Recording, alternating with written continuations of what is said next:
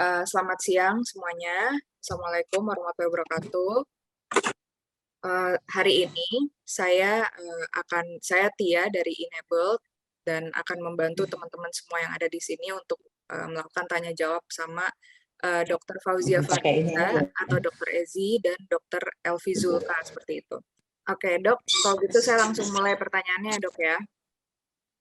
Untuk Dr. Ezi dulu nih kayaknya. Jadi pertanyaan pertama itu di sesi webinar sebelumnya kita memang sudah membicarakan tentang kenapa seorang pasien perlu ditrakeostomi. Nah, di sini pertanyaan lanjutannya sebenarnya adalah di sini banyak sekali yang ternyata di trakeostomi salah satu diagnosanya adalah laringomalacia. Nah, ada salah satu opsi di mana laringomalacia itu bisa ditreat dengan supraglotoplasty. Nah, mungkin bisa dijelasin dulu nggak ya dok ya, kayak supraglotoplasty itu apa, dan kenapa untuk pasien laringomalacia, pasiennya itu justru di tracheostomy instead of supraglotoplasty. Thank you dok.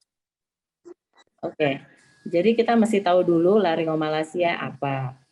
Jadi laringomalacia itu adalah struktur larynx yang mudah sekali kolaps.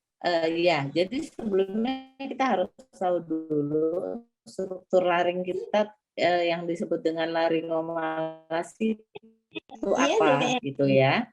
Nah, jadi laringomalasi itu adalah di mana struktur laringnya itu ya, strukturnya lembek sehingga menutup jalan napas. Nah, jadi kalau saya bisa kasih gambarannya, jadi yang paling kiri ini adalah gambar struktur laring kita, ada tulang rawan ya yang bentuk bulat dua di panah hitam dan biru ini, sedang ada yang namanya epiglotis yang warna pink. Nah, ada namanya laringomalasi tipe 1, struktur yang kita sebut sebagai arytenoid, yang panah biru dan hitam, itu gampang tersedot ke dalam pintu masuk jalan napas, yaitu pita suara, sehingga jalan napasnya ketutup. Nah, sedangkan yang tipe 2 adalah struktur epiglotis yang ditunjukkan oleh gambar pink ini, yang juga lembek sekali, sehingga kalau kita tarik napas, anaknya tarik napas, maka struktur tersebut akan menjadi seperti tubuler atau curly lah istilahnya ya. Nah, keadaan ini tentu saja mengakibatkan jalan napasnya jadi terganggu. Di situ kadang-kadang ada turbulensi udara juga dengan air liur. Kalau misalnya ringan sedang beratnya itu, gangguan laringomalasi ini nggak cuma gangguan jalan napas, tapi kadang-kadang ada gangguan menelan. Halo, Dr. Elvi. Ya. Kita lanjut sama Dr. Elvi dulu sebentar ya. Yuk, silakan. Oke, baik dok. Kemarin kan kita sudah menjawab terkait kanul ini memang harus diganti 1 kali sebulan ya dok ya. Ini penegasan lagi aja sih dok. Kalau memang ternyata pasien ini tidak ada kebutuhan khusus terkait laring maupun bronkoskopi, apakah sebenarnya kanul itu boleh dok diganti di poli saja? Oke, jadi terima kasih ya. Jadi biasanya kita kan mengganti kanul dalam setting yang aman, ya. Maksudnya yang aman untuk pasien dan untuk kita semua. Jadi kanul ini diganti biasanya pada pasien-pasien yang sudah lama juga ya. Artinya apa? Dia sudah tertrakeostomi dan sudah memiliki tracknya. Artinya tracknya udah paten. Nah, kalau tracknya udah paten, artinya proses itu akan berjalan lebih mudah dibanding dengan misalnya trakeostominya baru beberapa bulan gitu ya. Jadi ini udah track dan ini bisa dilakukan di poliklinik ya, bisa. Tapi memang kita harus ready ya. Polinya adalah satu poli yang memang sudah menangani masalah airway gitu kan. Di situ ada lengkap semuanya. Dan insya Allah kalau misalnya penyebabnya adalah sesuatu yang bukan menyebabkan sumbatan yang persisten di atasnya, proses ini akan berjalan dengan lancar gitu. Satu lagi adalah apabila kalau misalnya ada aspirasi gitu ya, kita juga mesti siap di situ kan. Di poliklinik yuk biasanya yang sudah biasa menangani airway di situ udah sedia semua. peralatannya yang harus dilakukan apabila ada kondisi misalnya lendirnya terlalu banyak dan lain-lain, sehingga kita bisa melakukan penyedotan dengan baik, gitu. Oke, jadi pada dasarnya, karena memang di komunitas kami kebagi menjadi 2, Dok. Jadi ada memang Heeh, pasien-pasien yang terbiasa mengganti kanul di poli, ada juga heeh, pasien-pasien yang harus masuk OKA hmm, tanpa ada, eee, dasar yang pasti gitu, kenapa anak ini harus ya, dilakukan bronkoskopi, itu dia yang menjadi pertanyaan. Jadi sebenarnya kalau tidak ada alasan khusus, sebenarnya baik-baik saja, sebenarnya bisa di poli ya, Dok? ya, Tanpa ya, harus insya Allah sedasi dan bisa. tanpa harus Heeh, masuk ruang operasi. Jadi gitu teman-teman, kalau seandainya memang tidak ada kondisi khusus, sebenarnya kanul itu boleh diganti di poli, contohnya tadi yang poli airway tanpa harus sedasi dan masuk ruang operasi, seperti itu. Nah dok, sebenarnya kita pengen tahu juga nih, policy ketika anak ini selesai di tracheostomi. Itu polisinya orang tua itu harus diajarin kan ya dok, cara lepas pasang kanul, karena misalnya untuk kebutuhan emergency gitu dok, atau itu memang sebenarnya bukan sesuatu yang boleh diajarkan seperti itu, Dok. Ini lagi-lagi penegasan dari webinar sebelumnya. iya, jadi kan sebenarnya kalau apapun kondisinya ya, bukan hanya tracheostomi, nasogastric tube, segala sesuatu intervensi yang diberikan pada anak, dan apalagi itu juga life saving, itu harus ada yang namanya edukasi orang tua. Edukasi untuk orang tua untuk penata laksanaan apabila ada keadaan emergency ya. Ya kita juga waktu itu kayaknya Dokter Ezi yang bisa memaparkan satu contoh pasiennya di mana ada clog ya di kanulnya ya. Jadi kanulnya mengalami sumbatan, ada mucus plug. Dan orang tua juga harus diedukasi bagaimana cara supaya anak ini bisa bernapas menjadi normal kembali. Jadi ini adalah sesuatu yang life saving. Kebayang kalau di tracheostomi tiba-tiba ada mucus plug yang menutup tracheostominya ya. Jadi ini selama pembelajaran pasca tindakan ini harus disimak dengan baik dan juga banyak bertanya, ada support group dan lain-lain, dan jangan sungkan-sungkan untuk bertanya pada dokter dan juga susternya bagaimana cara untuk merawat kanul dengan baik dan apa saja yang hal yang bisa terjadi pada saat anak dipasang kanul tracheostomi gitu. Baik, jadi begitu teman-teman, karena di sini banyak juga dok yang baru melakukan tindakan Mm-mm. tracheostomi, ada juga yang sedang proses persiapan pulang. Jadi teman-teman Mm-mm. pastikan bahwa di dalam persiapan pulang ini kita nggak cuma sekadar beli alat suction, tapi kita Mm-mm. juga latihan seperti contohnya minta diajarin lepas pasang kanul, seperti itu, cara suction. Pastikan jadi sebelum anaknya dibawa pulang, kita sudah punya knowledge itu. Jadi kalau ada kedaruratan, Betul. kita nggak apa-apa harus ke rumah sakit ya dok ya. Maksudnya kalau Ya, bisa dan itu ditahan dulu, betul tahan itu. betul. Heeh. Mm. Ya apalagi yang waktu itu kayaknya Dokter Ezi yang itu ya tentang kanulnya tersumbat ya waktu itu ya, dan Mm. anaknya mengalami penapasan yang nggak bisa napas lah istilahnya. Nah itu orang tua, peran orang tua di situ sangat sangat besar ya, caregiver-nya ya. Jadi teman-teman note-nya seperti itu, sebelum pulang selain kita harus beli perlengkapan, kita juga harus minta diajarin suction, lepas pasang kanul salah satunya, dan mengganti dressing seperti itu. Jadi itu yang harus kita ketahui.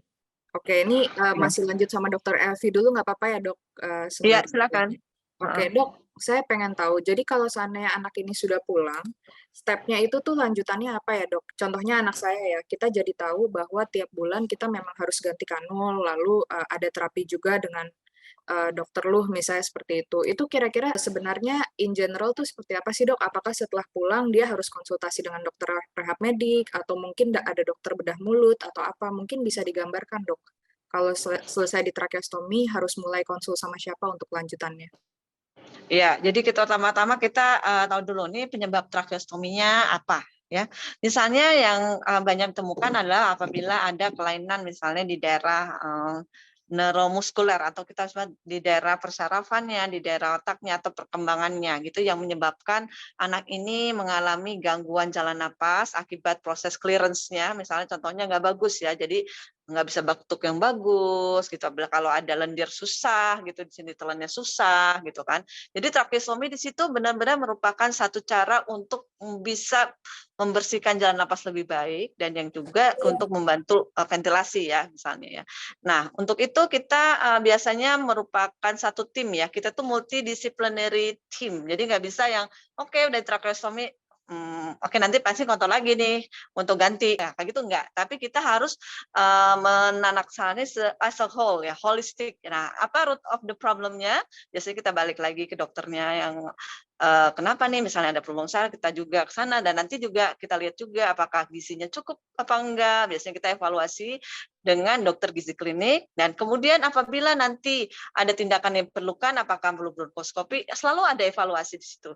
Dan juga kita jangan lupa pada hygiene oral yang tadi benar yang disampaikan bahwa sebenarnya kalau ada gangguan misalnya berkenaan dengan gangguan menelan atau segala macam, mulut ini adalah yang kita sebut dengan dalam tanda kutip kebun binatang ya. Semua bakteri baik, bakteri jahat, jamur itu semua ada di mulut. Tapi itu tuh dalam proporsi yang normal gitu. Itu namanya flora atau mikrobiom yang normal yang memang fungsinya menjaga supaya di dalam mulut kita itu baik gitu. Tapi apabila ada gangguan itu bisa ada satu bagian atau satu koloni yang lebih. Contohnya koloni bakteri nih yang banyak. Nah, koloni bakteri yang banyak kebayang kalau misalnya gangguan misalnya ada aspirasi dan lain-lain bisa saja nanti lendir ini akan masuk ikut serta masuk ke jalan napas dan jalan makan. Nah, parahnya kalau nanti ikut jatuh ke jalan makan, kalau kita tidak bisa meng-clear airway dengan baik, otomatis akan timbul infeksi. Oleh karena itu penting sekali kita mempertahankan hygiene oral yang baik. Hygiene oral yang baik itu penting ya, dengan cara membersihkannya, dengan kasar atau dengan cara kalau bisa gosok gigi, anak kita bisa gosok gigi, dan juga ada dokter lagi yang namanya dokter physical rehabilitation yang akan membantu memperbaiki posturnya agar anak bisa menjaga postur sehingga nanti biasanya segala prosesnya akan berjalan lebih lancar ya, baik itu menelan atau bernapas seperti itu. Dan juga harus evaluasi dengan dokter yang melihat perkembangan dan tumbuh kembangnya ya. Jadi kita mesti dilihat ini tumbuh kembangnya tuh gimana ya, apakah sesuai, nah kalau enggak, nah kenapa masih ada gap, nah itu juga diterapi. Jadi kesannya kenapa ya dokternya baik? Enggak, itu adalah satu multidisipliner team karena anak itu kan tumbuhnya sama-sama gitu kan supaya nanti perkembangannya bisa optimal gitu. Karena apa yang terjadi ada gap di situ dan kita harus memperkecil gapnya. Ya. Oke, Dok, ini menarik ya. Jadi memang kan kita aware nih, kayak contohnya ketika anak kita di rumah sakit, kita aware anak kita banyak sekali dokter yang menghampiri. Contohnya ada dokter gizi, ada dokter THT juga, rehab medik semuanya. Nah ini kan kita yang background yang bukan dokter ini Dok, menghadapi multidisciplinary doctors ini nih, itu kira-kira kita nih sebagai pasien, kita tuh bisa nanya ke siapa sih Dok? Misalnya nih ya Dok ya, ada satu dokter yang kita bisa paham semuanya gitu. Karena jujur aja Dok, ketika multidisciplinary doctor ini datang ke kita juga bingung nih kayak which one to prioritize, which one to focus first atau apa segala macam gitu. Kira-kira apa Dok ya? Apa kita nyebutnya kita harus konsultasi sama DPJP kah? Apa sama siapa gitu yang kita nih sebagai pasien yang nggak paham dengan itu gimana gitu menanggulangi sekian banyak jenis spesialis yang membantu anak kita. Iya betul, itu paham sih. Seperti itu kayaknya bisa dipegang 5 atau 7 dokter gitu kan. Tapi sebenarnya kan kalau kita ada yang namanya kaptennya. Kaptennya itu adalah dokter penanggung jawab pasien. Jadi sebenarnya kalau misalnya bertanya itu bisa sama DPJP. Satu. Dan kedua, biasanya kalau udah difficult case itu ada yang namanya meeting. Ya. Jadi dari setiap disiplin ilmu, misal semua dokternya akan membicarakan satu kasus itu. Ya, jadi satu kasus ini dipaparkan dari segi ini bagaimana, segi ini bagaimana, segi ini bagaimana. Jadi sebenarnya dokter itu akan aware keadaan permasalahan saat ini seperti apa. Tapi baiknya untuk mempertajam apa sih kondisi ini yang terjadi pada anak saya itu bagaimana sih?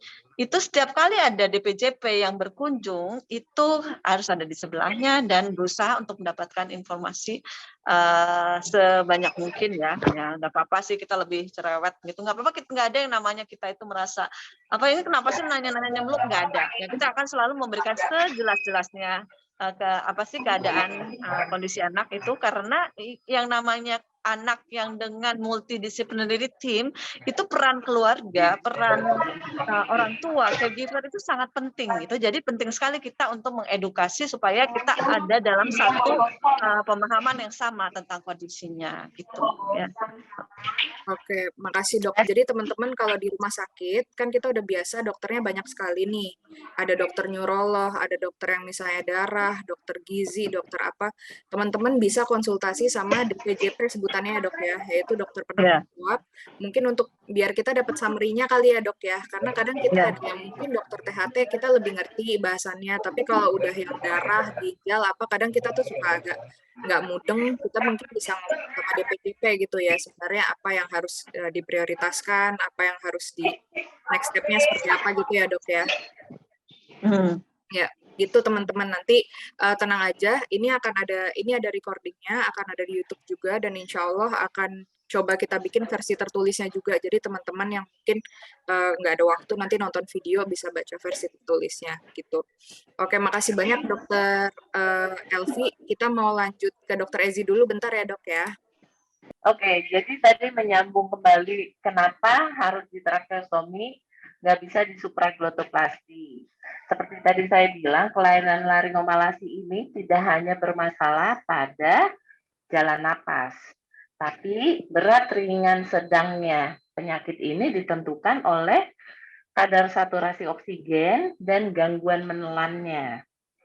Nah, jadi kita bilang dia masih ringan kalau saturasi oksigennya masih di 98. Gangguan menelannya misalnya kadang-kadang batuk ya ketika makan, atau ada regurgitasi atau kayak reflux gumuh kita misalnya bilangnya. Terus yang kedua akan masuk ke kriteria yang moderate atau sedang kalau oksigennya udah mulai turun ke 96. Dan anaknya makannya udah sering banget, setiap makan dia misalnya gumuh terus. Atau ada gangguan makan lah ya, sehingga berat badannya udah mulai agak terganggu. Dan kita bilang dia berat kalau dia udah mulai saturasinya di bawah 86. Ya, dan berat badannya nggak naik-naik atau gagal tumbuh. Jadi laringomalasi nggak cuma ditentukan sama jalan napas aja, jadi ada gangguan menelan juga. Tipe 1, 2, 3 itu variasi bentuk aja. Jadi bisa aja satu anak punya tipe 1, 2, 3. Nah, tentu kalau udah tipe 1, 2, 3 ya pasti jalan napasnya tertutup ya. Jadi akhirnya jadi desaturasi, oksigennya turun. Nah, sekarang dengan kita melakukan supraglottoplasty, artinya kita membuka jalan napas yang tertutup tadi. Ya, kalau anaknya ada gangguan menelan, dia nggak bisa nelen apapun sehingga air liurnya sendiri tuh jadi masuk ke jalan napas.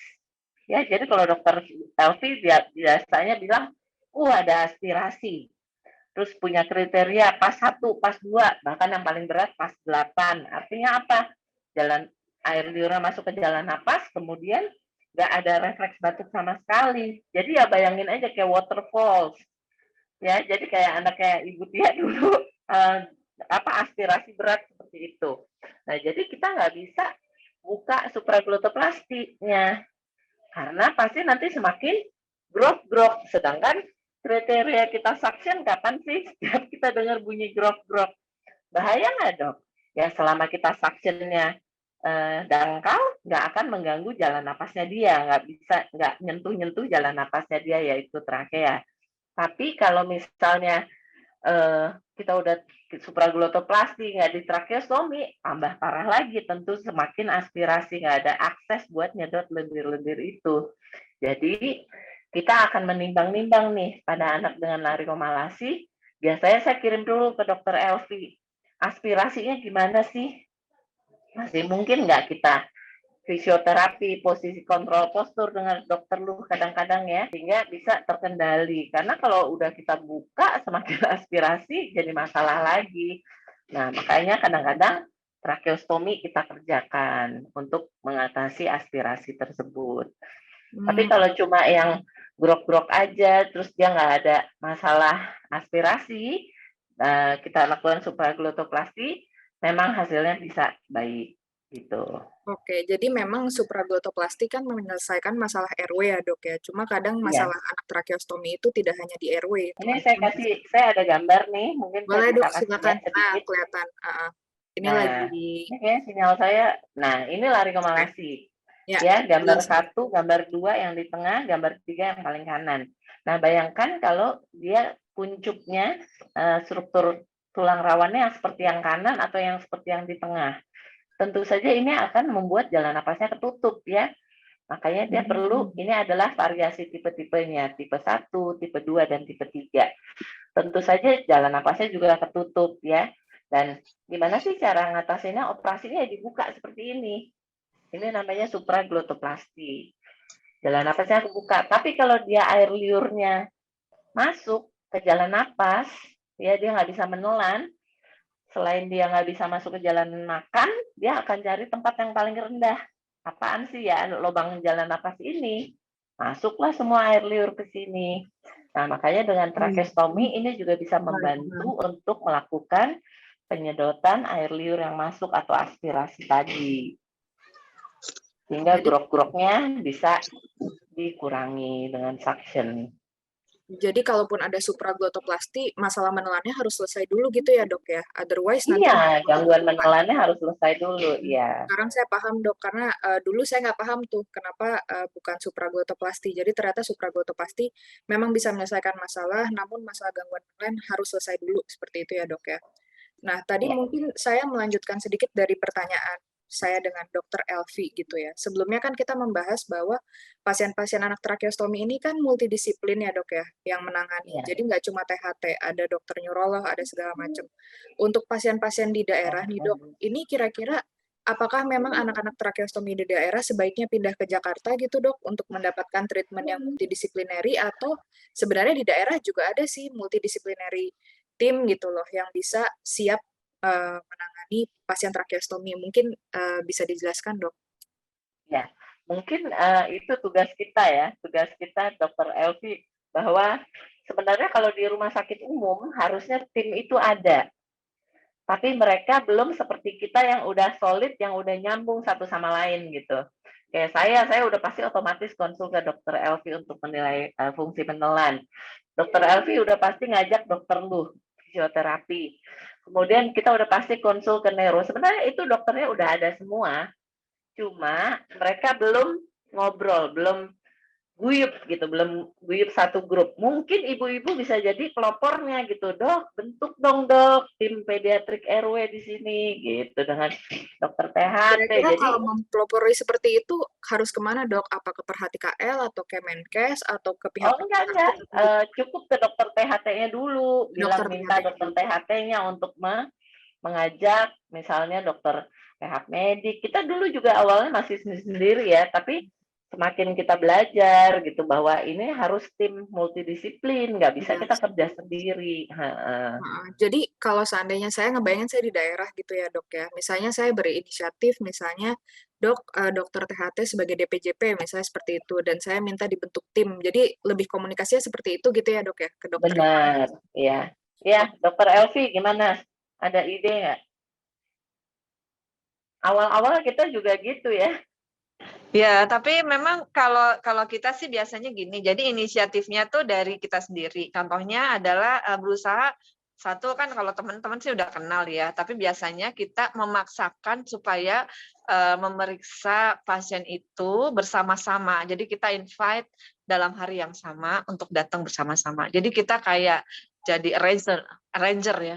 Bisa nggak ya dok ini? Bisa nggak ya dok ini? Bisa aja. Kita jangan emang pusing sih, tapi lama-lama nanti akan jadi satu apa ya, kebiasaan bahwa kalau kita kurang rasanya kurang apa ya, saya di sini sama dokter Retno juga periksa nih. Jadi bareng-bareng, jadi kurang sreg gitu kalau ada yang kurang gitu. Kalau misalnya Eji ya kita periksa bareng-bareng, nanti kalau Ejinya kemana, mana nih Eji nih.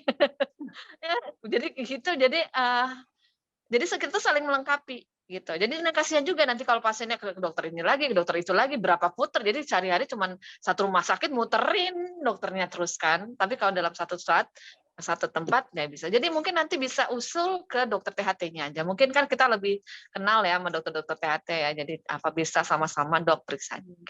Setuju banget dok, karena memang kalau anak kita terutama yang multiple congenital abnormalities ya, jadi yang benar-benar udah multiple itu kan nggak bisa silo dokternya, ya nggak bisa sendiri-sendiri, harus ngobrol semuanya. Nah mungkin untuk teman-teman, kayak contohnya di sini kita ada dokter Ezi sama dokter Elvi, bisa juga kalau contohnya di daerah-daerah komunikasinya sama dokter THT-nya, nanti kan paling nggak dokter Elvi, dokter Ezi saling kenal gitu ya dok ya, jadi bisa, oh ini kita harus juga full bisa tim ngobrol. menangani anak-anak ini gitu ya teman-teman. Aduh ini idenya bagus sekali dok, karena kasihan juga sih saya sama teman-teman di daerah, mereka mikirnya harus ke Jakarta gitu loh, karena kan ongkos juga buat mereka seperti itu untuk pindah satu keluarga, pindah sekolah kakak-kakaknya dan sebagainya seperti itu. Nah, Dok, pertanyaan lanjutan nih, terkait anak tracheostomi. Boleh nggak sih, Dok, digambarin sebenarnya idealnya itu anak tracheostomi itu hari-harinya tuh seperti apa sih? Misalnya ya, Dok, ya, dari sisi kesehatan, idealnya itu anak tracheostomi habis bangun tidur mereka harusnya dijemur, nanti habis dijemur misalnya mereka harus langsung diterapi lagi entah sama orang tuanya atau sama, eee, misalnya dokter rehab medik atau apa. Boleh nggak sih, Dok, di ideal life of anak tracheostomi itu sebenarnya idealnya seperti apa? Mungkin Dokter Ezi bisa jelasin. Ya, jadi sebenarnya kita balik lagi ke fungsi tracheostominya lagi, ya. Sebenarnya fungsi tracheostomi apa sih sebagai jalan napas dia, ya. Kenapa? Karena jalan napas utamanya yaitu tersumbat, ya biasanya kita sebut sebagai sumbatan jalan napas atas. Bisa mulai dari hidungnya, ya misalnya pada kasus-kasus atresia coana, anak kecil yang nggak punya lubang hidung belakang, ya.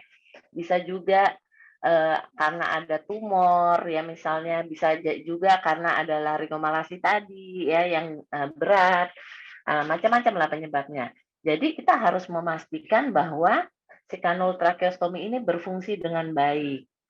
Nah, pada anak dengan gangguan menelan, ya kita nggak tahu apa yang terjadi kan. Saya selalu bilang kita harus selalu memastikan flow udara dari kanul tracheostomi. Caranya gimana? Jadi kalau misalnya dia bangun tidur ya kita cek dulu flow-nya. Flow-nya bagus nggak? Ada nggak suara bunyi grok-grok? Ya. Kemudian kalau misalnya flow-nya nggak bagus kita lakukan suctioning. Ya, jadi bangun tidur itu dulu yang dikerjain. Suctioning. Suctioning, kita coba lagi flow-nya nggak bagus, kita coba yang lebih dalam, misalnya terukur, keluar dari kanul tracheostominya sedikit. Nah, kalau misalnya ternyata bisa kita atasi itu, ya udah, berarti masalahnya itu. Kalau soal menjemur, soal yang lain, itu masalah kebiasaan ya, jadi nggak harus selalu dijemur. Fisioterapi ya tergantung, dokter fisioterapinya harus menyarankannya bagaimana, apakah dia harus fisioterapi atau enggak. Tapi yang pasti anak tracheostomi bangun tidur harus dipastiin dulu tuh, bunyi enggak, flow-nya paten atau enggak. Saya pernah punya pasien yang tracheostominya ternyata keblok dan ibunya nggak aware gitu kan. Untungnya jalan napas ke atasnya udah terbuka gitu ya pasca operasi gitu ya. Jadinya dia nggak mengalami episode biru ya atau retraksi jalan napas. Kita lihat di dadanya ada retraksi atau enggak ya. Ada retraksi itu artinya ada cekungan di dekat perut ya ataupun di atas tulang selangkanya. Nah, jadi apa yang harus kita lakukan pada anak tracheostomi ya kita harus pastikan fungsinya berfungsi dengan baik. Kanul tracheostomi itu ya. Jadi harus dicek flow udaranya bagus atau tidak. Kemudian kebersihan dari kanul itu sendiri. Kita tahu bahwa semua alat yang dimasukkan ke badan kita itu ada umurnya. Kenapa? Ada namanya kuman, dia bikin biofilm. Ya, biofilm itu ada kan nempel di kanul tracheostomi yang di bagian dalamnya. Ya, dan kita juga harus menjaga supaya nggak ada lendir yang nempel-nempel di situ. Jadi kita lakukan suctioning, kita bersihkan luar-luarnya dengan NaCl dan setiap bulan sebaiknya diganti kanulnya. Hanya untuk kita buka, kita ganti yang baru, kemudian kita bersihkan. Ya, sebenarnya sekarang ini kebutuhan kanul juga sedang nggak ada nih se-Indonesia dan se-RSCM ya. Kalau misalnya ibu-ibu tahu, saya juga pusing. Jadi saya ya apa boleh buat, nggak ada rotan akar pun jadi, kita sterilin lah kanul tracheostomi yang habis kita keluarkan itu. Kita cuci dengan klorhexidin ya bersih. Kemudian kita rendam H2O, rendam H2O dulu. Habis itu setelah bekas-bekas lendirnya hilang, kita sikat di bawah air mengalir, kita sikat pakai klorhexidin, sabun yang merah itu, kemudian kita bilas dengan air matang atau aquabides atau NaCl, simpen di tempat steril, gitu. Oke. Jadi itu yang harus kita perhatikan. Ya, itu merupakan bagian dari perawatan kanul tracheostomi tentu saja. Oke, jadi sebenarnya untuk merawat anak tracheostomi bukan ada certain rutin yang harus kita pegang, tapi lebih kepada airflow-nya kita harus perhatiin ya dok ya, jangan sampai itu anaknya mampet, lalu kebersihan anaknya juga, kebersihan dari tracheostomi sebenarnya itu yang paling perlu diperhatikan. Masalah anaknya nanti dijemur atau sebagainya itu kembali ke kebiasaan keluarga masing-masing dan juga terkait fisioterapi tergantung dengan rutinitas yang direkomendasikan oleh dokter rehab medik itu sendiri gitu ya dok ya. Oke, dok, ini saya mau lanjut ke masalah kedaruratan ya dok ya. Jadi di grup kami ini sering orang tua juga salah satunya misalnya kirim foto anaknya nih, ini kondisi anak saya kenapa dan sebagainya. Dan harus apa yang harus dilakukan. Nah, di dalam singkatnya ini dok, saya mau tanya, kondisi apa sih dok yang pasien tracheostomi itu harus segera dibawa ke IGD? Kira-kira kondisi apa dok yang ini udah nggak bisa ditunggu lagi harus segera ke IGD?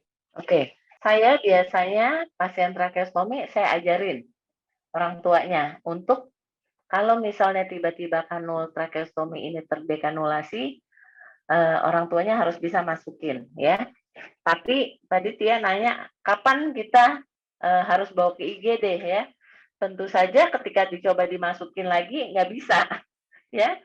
Tentu saja kita juga harus lihat anaknya gimana. Apakah napasnya jadi susah? Apakah jalan napasnya jadi tambah cepat atau dia mulai kebiruan ya itu suatu tindakan emergensi. Makanya saya selalu menyarankan kanul tracheostomi itu diikatnya harus ikat mati, tidak boleh dipita. Kenapa? Ada kejadian pagi-pagi anaknya kanul tracheostominya udah di dada terlepas dan orang tuanya nggak ada yang ngeh ya. Jadi saya juga pernah ditelepon sama keluarga yang lagi teriak-teriak gitu ya, kanulnya copot gitu ya, dia teriak-teriak dan saya nggak bisa ngomong gitu karena HP-nya ternyata keumpet di balik selimut gitu, saya cuma ngedengerin dia teriak-teriak aja, saya nggak bisa berkomunikasi gitu. Nah, sebenarnya kalau dia di tracheostominya udah lebih dari 1 minggu, jangan panik, lubangnya udah terbentuk, udah mateng ya. Jadi nomor 1 jangan panik dan biasanya saya selalu ngajarin dan saya selalu ngasih lihat ibunya gini loh cara masukinnya dengan gerakan parabol gitu ya, dimasukin terus ditekuk ke bawah. Nah, itu yang harus dikerjakan dan biasanya saya juga selalu bilang kanul tracheostomi harus ada 2 di samping tempat tidur yang mudah dilihat atau ukurannya yang satu ukuran lebih kecil untuk dimasukkan kalau tiba-tiba terdekanulasi spontan dan kalau udah mulai napasnya susah grok-grok banget kita lihat retraksi ya harus cepatnya bawa ke rumah sakit yang paling dekat aja, nggak harus pakai kanul, pakai ETT juga bisa dimasukin lewat situ. Nyari kanul mungkin susah ya, tapi kalau ada rumah sakit, ada IGD, harusnya ada ETT, dan itu bisa membantu untuk dimasukin lewat lubang lehernya itu. Kita bilangnya stoma. Oke. Dok, itu kan terkait kalau kanulnya copot ya dok ya. Kalau kanulnya copot, kita coba pasang sendiri, lalu ketika kita lihat anaknya kondisinya malah menurun, gitu kan mungkin itu kita bisa consider untuk langsung bawa ke IGD gitu ya dok ya. Nah, Ya. kalau seandainya kanulnya nggak copot nih dok, nah itu kondisi apa? Ada kondisi lain lagi nggak? Misalnya nih, apakah kalau keluar darah harus kita bawa ke IGD, atau misalnya dia ada muntahan keluar dari ini harus ke IGD, apa dok kira-kira yang Ya tadi, harus di ini? nomor 1 fungsi tracheostominya bagus dulu nggak? Ya. Flow-nya ada nggak? Misalnya ada darah. Nah, ada darah itu bisa terjadi karena kanul tracheostominya tergesek-gesek dengan lubang stomanya. Ya, jadi akhirnya ada gesekan, ada friksi antara alat yang kita masukkan dengan lubangnya. Kenapa? Iketannya nggak pas. Gerak-gerak terus alatnya. Makanya kita harus ikat dengan iketan kita masukin 1 jari, 2 jari kita di balik talinya di lehernya ya. Nomor 1 buat nyelipin bantalan ya. Yang kedua bisa pakai kasa juga di samping. Nah, kalau darah sepanjang dia berhenti dan bunyi grok-groknya hilang dan flow-nya, nomor 1 flow-nya bagus, udaranya bagus, kita nggak usah khawatir. Ya, kita bisa kasih tambahan obat buat berhentiin darah atau kita bisa tekan dulu pakai kasa ya. Biasa kalau ditekan pakai kasa betadin gitu juga bisa berhenti perdarahannya. Biasanya itu terjadi karena granulasi di stoma atau granulasi di dalam. Tapi sebaiknya kalau berdarah udah sering kita cek. Kita bawa ke dokter THT untuk dicek dengan endoskopi fleksibel. Oke, makasih Dok. Jadi nomor satu itu yang paling perlu diperhatikan adalah flow-nya masih bagus apa enggak gitu ya Dok ya. Kalau flow-nya Ya, masih bagus, insya Allah paling enggak anaknya masih bisa nafas seperti itu ya. Dan kalau kanulnya copot, misalnya kan coba dipasang sendiri dulu, lihat lagi kondisi anaknya menurun atau enggak. Kalau seandainya sekiranya orang tuanya udah nggak bisa handle, harus segera dibawa ke IGD. Nah tadi udah dijelasin juga sama Dokter Ezi, karena memang ada waktu itu orang tua kirim foto Dok, jadi dia 3 hari, kayaknya sih seingat saya ya Dok ya, itu dia ganti kanulnya yang di OKA. Nah di OKA kan mungkin pakainya yang bronkoskopi itu Dok. Nah ini jadi setelah ganti kanul katanya 3 hari itu terus-menerus mengeluarkan darah, fresh blood gitu dari ini dan saya dikirimin fotonya. Jadi di tisu itu benar-benar darah merah, bukan darah yang coklat gitu. Itu baiknya berarti udah dibawa ke IGD aja kali ya Dok ya, kalau kasusnya iya. gitu ya? Kalau kalau dia misalnya dia sampai harus ganti di kamar operasi, tadi saya dengar Dokter Zulfa bilang, artinya kita curiga ada jaringan granulasi. Hmm, Nah, jaringan granulasi ini biasanya harus dibersihkan dengan tindakan bronkoskopi atau laringoskopi. Nah, bisa jadi darah tersebut berasal dari si jaringan granulasi yang di dalam saluran trachea. Gitu. ya. Jadi ya kemudian tergesek-gesek ya, jadi berdarah lagi gitu. Jadi, tadi kita udah nyebutin ya, Dok, soal, kanul copot, terus tadi nyebutin juga soal, darah dan, mampet. Nah, ini ada juga, Dok, kejadian juga biasanya gini, anak tracheostomi kan dia ada juga yang punya gangguan reflux ya, Dok, ya. Nah, jadi ini ada Ya. anaknya ini dia saking dia pengen mengeluarkan slime mungkin ya, jadi anaknya ini coba batuk, Dok. Nah, mau coba batuk, anaknya ini muntah susu.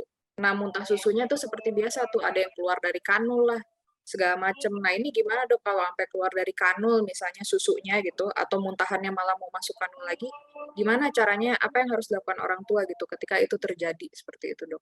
Ya, kalau dia reflux, tentu saja berarti ada cairan atau makanan yang keluar dari saluran makan. Kemudian karena pita suara letaknya di sebelahnya, yang saya bilang tadi, dia pasti akan cari lubang yang paling rendah, sifat cairan seperti itu. Dia akan masuk ke pita suara. Nah, karena dia masuk ke pita suara, karena dia pakai kanul, otomatis ketika dia batuk, cairannya keluar dari kanul tracheostomi. Artinya kita harus lakukan suction, ya, lakukan suction, suction dangkal. Kalau suction dangkal udah bisa mengatasi, selesai. Tapi kalau suction dangkal tidak bisa mengatasi, kita lebih dalam lagi, terukur, lebihkan lagi sedikit. Masih grok-grok juga, sekali-sekali kita boleh pakai suction dalam, yang Oke. sampai mentok. Ya. Oke, jadi kalau seandainya terjadi seperti itu ya Dok ya, ada muntahan keluar susu atau bahkan susunya masuk lagi ke dalam kanul seperti itu, kesedot ya berarti tindakan pertamanya adalah di-suction gitu ya Dok ya? Ya, karena Di-suction. fungsi tracheostomi itu adalah untuk melakukan namanya bronchial toilet salah satunya. Hmm, Yaitu kita bisa lakukan tindakan penyedotan cairan yang aspirasi masuk ke jalan napas dengan cara tersebut. hmm, Tapi kalau setelah di suction seperti saya bilang tadi ya, anaknya masih sesek, ya, bawa ke rumah sakit. oke. Berarti dia aspirasi lebih dalam lagi. Hmm, Ya, yang ya, sehingga tidak bisa disedot oleh si tracheostomi dengan bantuan suction kateter dan lewat tracheostomi tadi. oke oke. Wah, Ya, ini nice info sih, Dok. Jadi pertama adalah kita coba suction dulu ya. Kita coba suction, iya, tapi kalau seandainya ini anak ternyata masih seperti keganggu atau sesak, mendingan dibawa aja ke rumah sakit ya, karena takutnya udah iya, aspirasi lebih dalam, seperti itu. Gitu juga kalau seandainya tadi kayaknya udah disebutin ya sama Dokter Ezi. Jadi kalau seandainya di tracheostominya keluar kayak suara mampet gitu ya, Dok ya. Coba di suction iya. nggak bisa, di nebu nggak ngaruh, itu berarti bawa IGD juga, Dok, berarti kalau seperti itu. Iya, karena cek saturasi jangan lupa. Ya, Sekarang kan kita punya pulse oximeter yang di mana-mana oximeter. kita bisa Ya. beli ya, nggak terlalu berat ya. Kalau dulu harganya bisa 5 juta, 15 juta. Kalau sekarang dengan 600.000, 300 sampai 600.000 kita bisa Ya, punya pulse oximeter ya. ya. Oke dok, ini pertanyaan terakhir terkait kedaruratan ya dok ya. Ini sebenarnya mungkin bukan kedaruratan ya dok ya, tapi ini ibunya nanya, kira-kira jadi anaknya ini sering mengeluarkan gelembung udara dari hidung dok. Itu kira-kira suatu kedaruratan atau apa hal yang agak aneh aja gitu? Itu kira-kira gimana dok? Jadi gini, tracheostomi itu ada yang kita sebut ukurannya 3, ukuran 4 itu adalah ukuran inner diameter, ukuran tabungnya. Nah, dia biasanya punya ketebalan ya. Jadi ketebalannya kita bilang outer diameter, diameter luarnya. Nah, kalau sampai dia udah pakai kanul tracheostomi, kemudian dia ingusan, terus ada gelembung-gelembung udara dari hidung, artinya kanul tracheostominya itu kecil buat ukuran trachea dia. Tapi selama kanul tracheostomi ini tidak membuat dia sesak, dia bocor, bahkan suaranya bisa bocor, itu malah sebenarnya nggak masalah. Kadang-kadang ketika kita mau melakukan dekanulasi atau kita ingin melepaskan kanul tracheostomi, dianggap anaknya udah baik, kita biasanya memang menurunkan ukuran kanul tracheostominya dulu supaya dari samping-samping kanulnya ada yang bocor ke hidung, supaya kita lihat bahwa oh suaranya keluar. Dia bisa mulai ada napas lewat hidung sedikit-sedikit ya. Jadi malah bukan sesuatu yang darurat gitu. Jadi sebenarnya itu sebenarnya pertanda baik kalau sampai di atasnya ada udara ya.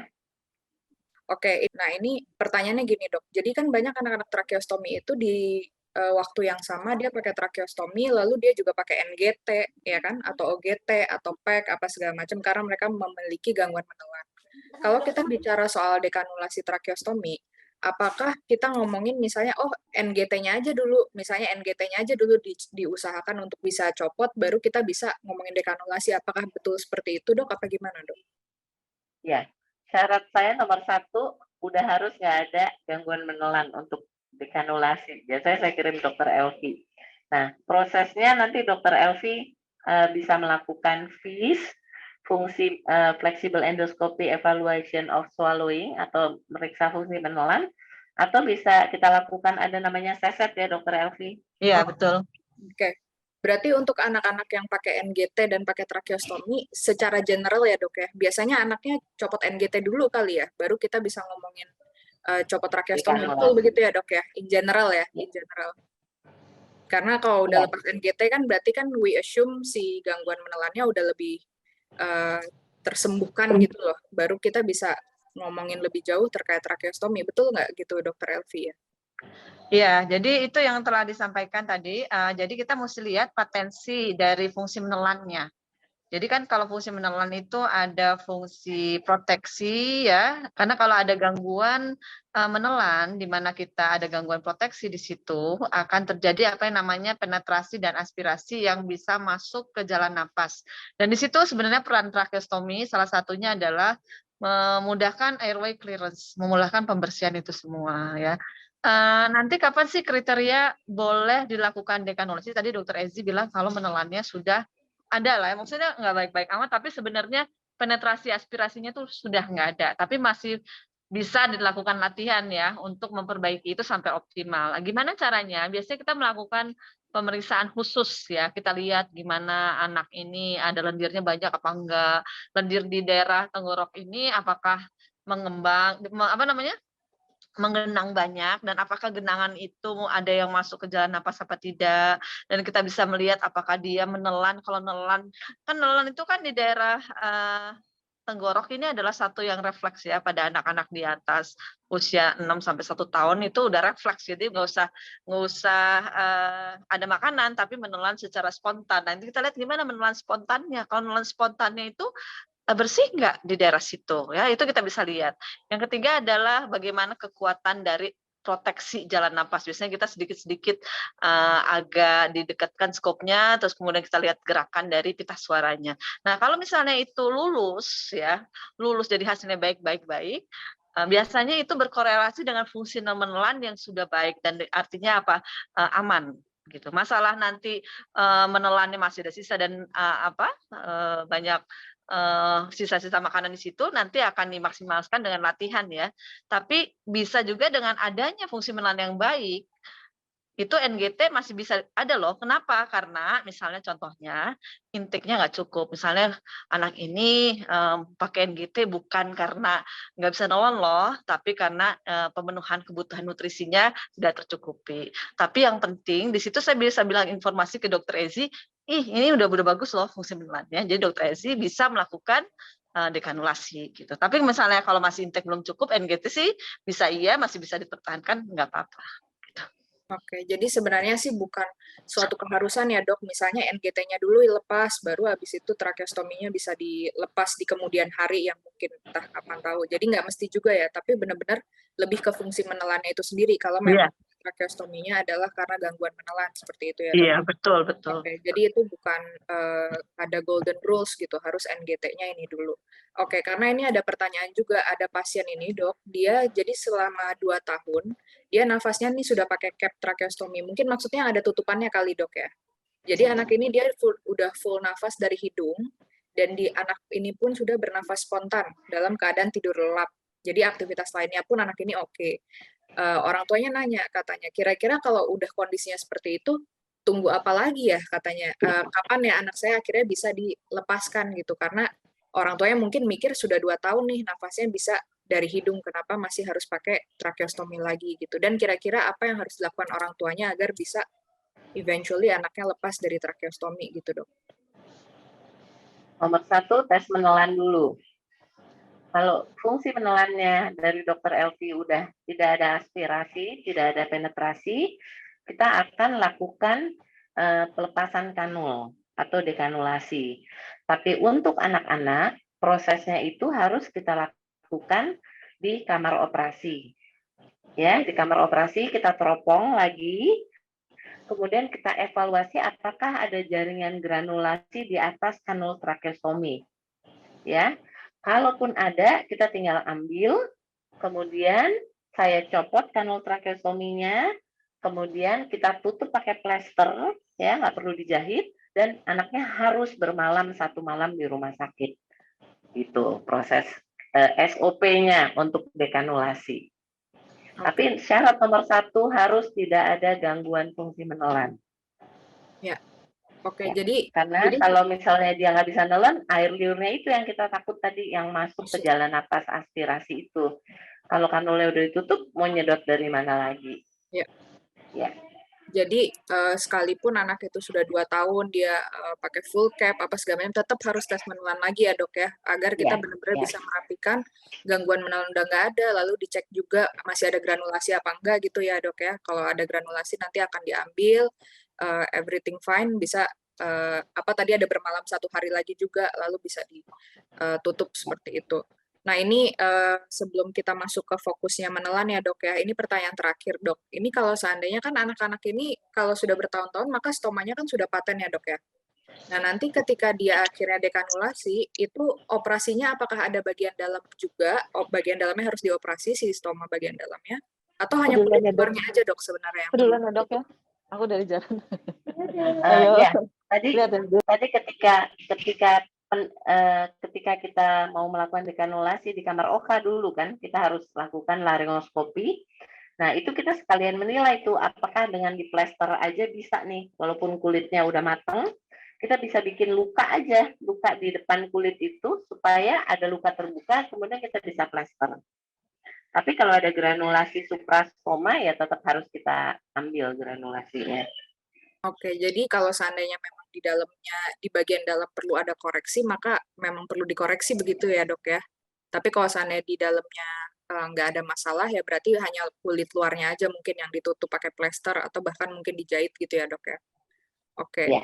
ini kita langsung masuk ke pertanyaan menelan. Semoga dokter Elvi bisa bantu jawab, atau mungkin ada dokter Ezi juga bisa bantu jawab. Jadi gini dok, ada anak, dia ini suaranya itu, anaknya masih pakai tracheostomy, jadi anak ini suka terdengar seperti suara sedang menelan ludah gitu. Nah ini apakah itu sudah menjadi tanda bahwa pasien ini juga sudah siap untuk dilakukan FIS seperti itu? Mungkin dokter Elvi atau dokter Ezi bisa jawab. Oke, dokter Ezi mungkin bisa bantu jawab dok. Jadi gini, artinya gini, kapan sih kita harus FIS gitu kali ya? Ya, nah, misalnya dokter Elvi menilai bahwa ada gangguan menelan, ya, misalnya harus dilakukan fisioterapi. Nah, terkadang orang tua itu nggak melakukan fisioterapi, maunya FIS aja gitu. Nah, menurut saya ngapain kita FIS kalau kita nggak fisioterapi gitu kan? Nggak ada improvement, nggak ada perbaikan. Jadi biasanya ada program tuh dari dokter lu atau dari biasanya kita evaluasi 1 bulan. Tapi 1 bulan itu harus fisioterapi. Jangan jalan di tempat. Jadi nggak akan ada perbaikan kalau nggak ada eh, untuk fisioterapi, termasuk diantaranya adalah kontrol postur ya, kayak gendong, membuat otot-ototnya jadi lehernya jadi lebih tegak ya. Jadi itu harus dikerjakan seperti itu. Iya, iya. Yang seperti menelan itu kan Fisioterapi. ya gerakan seperti menelan itu kan hanya subjektivitas dari orang tuanya ya. Kita harus lihat tetap bahwa oh menelan ini benar nggak menelannya benar nggak masuk ke jalan makan, apakah sebenarnya malah masuk ke jalan napas, itu yang harus dinilai dengan FIS. Iya, jadi ternyata memang si anak ini memang suka kedengeran dok suara sedang nelen ludah. Cuma setelah dilakukan FIS, ternyata air liurnya masih banyak. Berarti itu memang anak ini masih perlu di fisioterapi lagi ya dok ya, sebagai Iya. kita usaha agar anak ini nggak masuk lagi ke paru-paru gitu air liurnya ya. Oke, mungkin dokter Elvi udah bisa bantu jawab nih dok. Ini kan FIS ini memang prosesnya agak kurang nyaman ya buat anak-anak karena ada kamera yang dimasukkan sebagainya. Mungkin ada tips nggak ya dok untuk orang tua agar bisa mempersiapkan anak-anak FIS-nya lebih nyaman? Misalnya apa mereka baiknya puasa dulu agar nggak muntah nanti atau gimana dok? Ya, terima kasih. Sebenarnya kalau misalnya menelan, kelihatannya ada gerakan menelan, memang iya kan, tapi kita mesti lihat nih, apakah gerakan menelan itu sesuai dengan jumlah yang seharusnya. Artinya apakah itu masih di bawah normal atau sudah normal. Seperti kita ketahui, kita bisa 1 menit 2 kali kan nelannya ya. Tapi apakah ini nanti emang 1 menit sekali atau 2 menit sekali, nanti itu kita bisa lihat dengan jelas. Jadi apabila kita mau melihat jelas menelan normal apa enggak, itu pemeriksaannya FIS. At least kita tuh pemeriksa FIS itu yakin bahwa sebenarnya jalan napas dan jalan makan ini bisa terkoordinasi dengan baik ya. Jadi klepnya bagus. Jadi kan ini kayak persimpangan ya di daerah tenggorok ini ada jalan napas dan jalan nelan ya. Itu kan ada harus bagus refleksnya. Jadi supaya nggak saling masuk ya, nggak salah jalur. Nah ini sebenarnya dari pemeriksaan FIS ini yang utama sekali kita lihat. Itu artinya apa? Nomor 1, kita make sure bahwa tidak ada aspirasi. Karena dengan pemeriksaan FIS ini, fungsi faring, menelan fase faring, aku mesti nangin gini dulu. Menelan itu ada fase di mulut. Di mulut itu namanya fase oral ya. Kemudian fase di tenggorok, namanya fase faring, dan di bawah ada fase esofagus yang nggak kita lihat. Kita tuh kalau FIS tuh melihat fase oral dan fase faring. Nah, kalau ada gangguan fase oral, biasanya anaknya suka drooling ya, ngeces ya, tiba-tiba banyak makanan di situ, atau mulutnya tuh mangap, terus kan nggak bisa nutup gitu kan, ada misalnya gangguan jaw kontrol, gangguan kontrol rahang, gangguan kontrol neck gitu. Nah, pas di tenggorok biasanya, kalau misalnya anak dengan gangguan menelan, suara nangisnya itu basah. Kayak ada yang tergenang di situ. Itu namanya wet sounding voice. Jadi kita bisa dengar. Kan kalau bayi yang nangis tuh gitu ya, langsung krips, kita bilang krips, kering. Tapi kalau udah mulai basah, oh apa ya, ini apa yang bikin dia menggenang? Mungkin ada gangguan menelan di situ. Nah sekarang gimana? Kan pemeriksaan FIS ini bisa dilakukan dari mulai bayi ya, masih bayi prematur sampai anak besar. Memang jarang sekali ada yang kooperatif ya, tapi at least anak ini jangan mengonsumsi susu lah ya, at least ya 1-2 jam sebelumnya. Jadi supaya nggak muntah gitu kan. Karena sebenarnya pemeriksaan ini bisa dilakukan dengan amat sangat cepat asal kita bisa confirm bahwa fase faringnya itu normal. Itu cepat sekali. Cek, itu bisa dalam waktu 3-4 menit ya maksudnya. Oke, fase faring cepat dan itu akan melegakan kita. Oke, jadi kita bisa fokus sama latihan di tempat yang lain gitu. Jadi sebenarnya yang penting adalah satu, kita anak itu mesti steady, nggak bisa bergerak-gerak. Kalau begitu bergerak-gerak nanti kita hidungnya bisa kena alat itu dan akhirnya mimisan, belum lagi tenggoroknya jadi mimisan. Jadi kita jadinya loh kok berdarah-darah sih habis di pemeriksaan FIS ya itu karena kita harus kayak kalau dokter lu sukanya membedong anaknya dibedong supaya difiksir supaya gerakannya jadi minimal dan kita nanti kalau melakukan pemeriksaan jadi lebih aman gitu. Lalu mungkin siapin juga bedong misalnya agar anaknya lebih mudah ditenangkan seperti itu gitu ya dok ya. Oke, dok ini pertanyaan dari orang tua juga. Jadi kan memang kita tadi belajar dari dokter Ezi seperti itu ya. Kalau seandainya kita mau FIS ya salah satunya kita effort dulu untuk fisioterapi gitu ya agar kita bisa ngelihat ada progres atau tidak seperti itu. Kira-kira dok, apakah ada riset terkait biasanya rata-rata anak-anak ini butuh fisioterapi sekian lama gitu untuk membenahi masalah gangguan menelannya gitu? Itulah, itu satu hal yang jawabannya susah banget ya. Nah, itu kan berarti kita mesti lihat bagaimana etiologinya ya. Apakah dia ada proses di neurodevelopmental problem, apa dari segi dari anatominya sendiri gitu. Tapi kalau misalnya contohnya nih ya, kalau dari segi anatomi misalnya itu biasanya lebih cepat responsnya. Contohnya ini adalah anatomi struktur. Contohnya adalah laringomalacia ya. Laringomalacia tanpa disertai kelainan yang lain. Biasanya, alhamdulillah sampai saat ini kalau laringomalacia saja itu biasanya fungsi menelan berkaitan dengan gangguan isap telan napas, namanya sucking, swallowing, and breathing yang harusnya terkoordinasi dengan baik. Dan setelah dilakukan latihan bersama dokter Lu, biasanya improvementnya itu terjadi dalam waktu 4-8 minggu.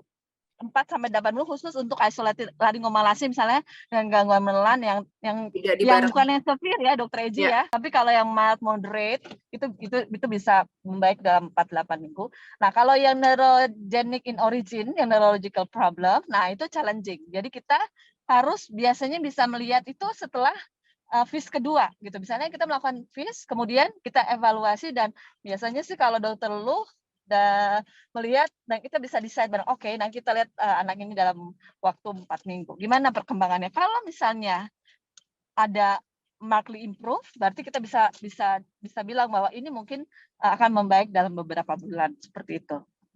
Tapi ada juga yang long akan terjadi, contohnya adalah pasien-pasien dengan Down syndrome. Dengan Down syndrome ini memang menelan itu akan terus ada.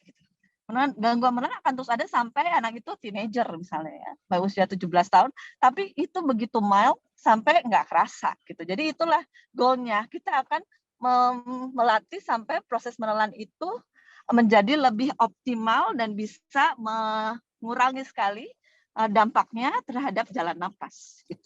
Jadi kalau dia lebih masalahnya laringomalacia dan misalnya lebih ke apa tadi suckling problem dan segala macam bukan yang neurodegeneratif yang lebih kompleks lagi, sebenarnya rata-rata bisa 4-8 minggu gitu ya dok ya. Tapi kalau Iya, kalau laringomalacia ya betul, yang isolated yang tidak berkaitan dengan saraf, iya betul. Iya, kalau udah syaraf itu udah beda lagi. Jadi itu balik lagi dengan sumber kenapa anak ini memiliki gangguan menelan gitu ya dok. Apakah ini karena struktur wajahnya, apakah dia ada masalah di syaraf otak ya dok ya, atau masalah yang lain gitu. Jadi itu sangat penting sekali buat kita paham berarti ya dok, ini kira-kira anak kita nih gangguan menelannya karena apa. Wow, ini menarik sekali sih. Nah, saya mau lanjut tanya, ini bisa dokter Elvi, bisa dokter Ezi juga. Ini kan ada istilah-istilah ya dok ya, soal granulasi, ada stenosis, orang tua nih terutama yang baru-baru nih pada mau tahu juga sebenarnya granulasi itu apa, stenosis itu apa ya dok ya? Mungkin bisa dijelaskan dokter Ezi. Saya coba jawab dulu. Jadi yang disebutkan dengan jaringan granulasi itu adalah jaringan seperti daging tumbuh. Kenapa ada jaringan granulasi? Biasanya itu terbentuk karena ada infeksi, ya, ada kuman di situ dan badan kita akan berusaha untuk menumbuhkan jaringan gitu di daerah situ. Nah jaringan granulasi ini juga biasanya terbentuk kalau ada luka. Dia akan tumbuh jaringan untuk menutup luka itu. Jadi makanya kalau pada kasus-kasus di jalan napas ada trauma, ya, ada trauma di jalan napas, kadang-kadang terbentuklah jaringan granulasi di dalamnya. Dan kalau misalnya semakin lama nggak pernah di terapi atau diambil atau apa, lama-lama dia membentuk jaringan yang namanya fibrosis. Kemudian karena fibrosis akhirnya dia jadi tertutup semua gitu. Itulah yang namanya stenosis gitu. Oke. Kalau terjadi stenosis berarti lubangnya udah nggak ada sama sekali. Stenosis itu kan penyempitan ya dok ya, penyempitan airway kan? Iya. Penyempitan. Tapi itu bisa tertutup awalnya oleh jaringan granulasi yang kemudian berubah bentuk menjadi jaringan fibrosis, kemudian akhirnya jadi seperti membentuk membran ya, membentuk membran bisa tambah tebal, bisa masih tipis ya, stenosis macam-macam. Ya. Makanya penting sekali ya dok untuk orang tua tuh paham. Salah satunya ketika pemasangan dressing gitu ya. Jadi biar nggak kegesek-gesek, karena gesek-gesek itu juga bisa membuat granulasi di bagian dalam. Dan ketika granulasi itu semakin besar, bisa-bisa itu menjadi stenosis seperti itu ya dok. Menyumbat ya, dan bisa akhirnya jadi stenosis ya. Ya, menjadi menyempit jalur pernafasannya. Saya punya gambar nih. Oh, saya boleh, punya gambar silakan. stenosis. Silakan dok. Berarti sembari nanya boleh ya dok ya? Berarti Boleh, granulasi boleh. itu sebenarnya bisa mengecil sendiri atau memang harus diangkat atau gimana ya dok ya? Kalau dia di dalam, biasanya granulasi harus diangkat. Nah, stenosis itu bisa ada grade-nya. Grade 1, 2, 3 berdasarkan kriteria Kattenmeier. Oke. Nih. Ya, jadi stenosis itu kalau saluran trachea kita ketutup kurang dari 50%, grade 1, grade 2 50 sampai 70, grade 3 sampai tinggal lubang kecil, grade 4 nggak ada lubang sama sekali ya, artinya suaranya hilang. Nah, ini gambarnya seperti ini nih. Jadi jalan napasnya nyempit. Ya, jadi grade 1 dia masih bisa, ini terjadi juga di atas kanul tracheostomy, ini bisa. Dan grade 3 ini udah tinggal lubang kecil. Grade 4 udah ketutup semua. Jadi ini yang namanya stenosis. Stenosis jalur pernafasannya menyempit gitu ya dok ya, lama-lama makin tinggi makin nggak bisa gitu ya. Jadi makin granulasi semakin ketutup. Awalnya granulasi. I see. Jadi granulasi baiknya diambil ya dok ya, bukan didiemin. Baiknya diambil. Ya. Itu diambilnya berarti di laser gitu ya dok ya, atau enggak, kita bisa pakai laringoskopi, kita ambil pakai alat mikrolaring, ya. Laser juga bisa, ya. Pokoknya diambil, dikeluarkan gitu. Gejalanya apa sih? Ya sering berdarah. Nah, berarti udah curiga, kita udah harus curiga ada jaringan granulasi. Dan kalaupun diambil memang bisa terjadi lagi sebenarnya dok ya, granulasi kalau seandainya ya kegesek-gesek itu lagi, betul ya dok ya. Jadi sebenarnya ya balik lagi kembali ke perawatan kita seperti itu ya dok. Aduh, jadi penting sekali nih teman-teman untuk kita paham bagaimana cara memasang dressing yang baik seperti itu. Kalau di webinar sebelumnya kita sudah menjelaskan sih bagaimana cara masang dressing yang baik, tapi nanti akan saya coba gimana caranya memberikan ilustrasi yang lebih membantu seperti itu. Mungkin apa dengan video dan sebagainya. Oke. Tadi untuk granulasi itu caranya memang dengan prosedur ya dok, bukan dengan obat ya dok, untuk dia mengecil atau hilang itu memang dengan prosedur, betul ya dok ya? Iya. Oke. Kalau jaringan granulasinya di luar, kita bisa suntik sebenarnya, suntik supaya dia mengecil. Tapi ya tetap aja ada treatment, ya. Oke. Oh, di luar tuh maksudnya nih di lubang tracheostominya atau ada granulasi tumbuh gitu ya? Itu di luarnya, di kulitnya, iya. Iya. Jadi granulasi itu bisa terjadi di dalam, bisa juga di luar teman-teman. Karena ada juga yang misalnya pernah kirim foto, ada granulasi itu di luar stomanya. Daging tumbuh, iya. Ya, daging tumbuh. Jadi bentuknya seperti itu. Ya, semoga teman-teman nggak ada ininya. Anak-anaknya nggak ada yang kena granulasi seperti itu ya. Nah dok, ini pertanyaan yang sudah disampaikan sih di kemarin list of question yang saya berikan terkait laryngotracheal separation. Jadi ada pasien anak, dia didiagnosanya adalah neurogeneratif dan beberapa waktu lalu dikatakan bahwa upper airways-nya nih terdapat penyempitan. Dan pasien ini memiliki masalah menelan karena kelainan degeneratifnya, sehingga disarankan untuk melakukan laryngotracheal separation dan paten. Nah, setelah pemasangan tracheostomi, sleep apnea anak ini memang tidak muncul kembali, namun muncul masalah baru. Jadi perutnya anak ini gampang kembung, jadi banyak gas di lambung. Nah, kira-kira apakah memang itu dampak dari laryngotracheal separation ini, sehingga upper airways yang diblok, udaranya jadi masuk ke lambung. Apakah seperti itu, dok?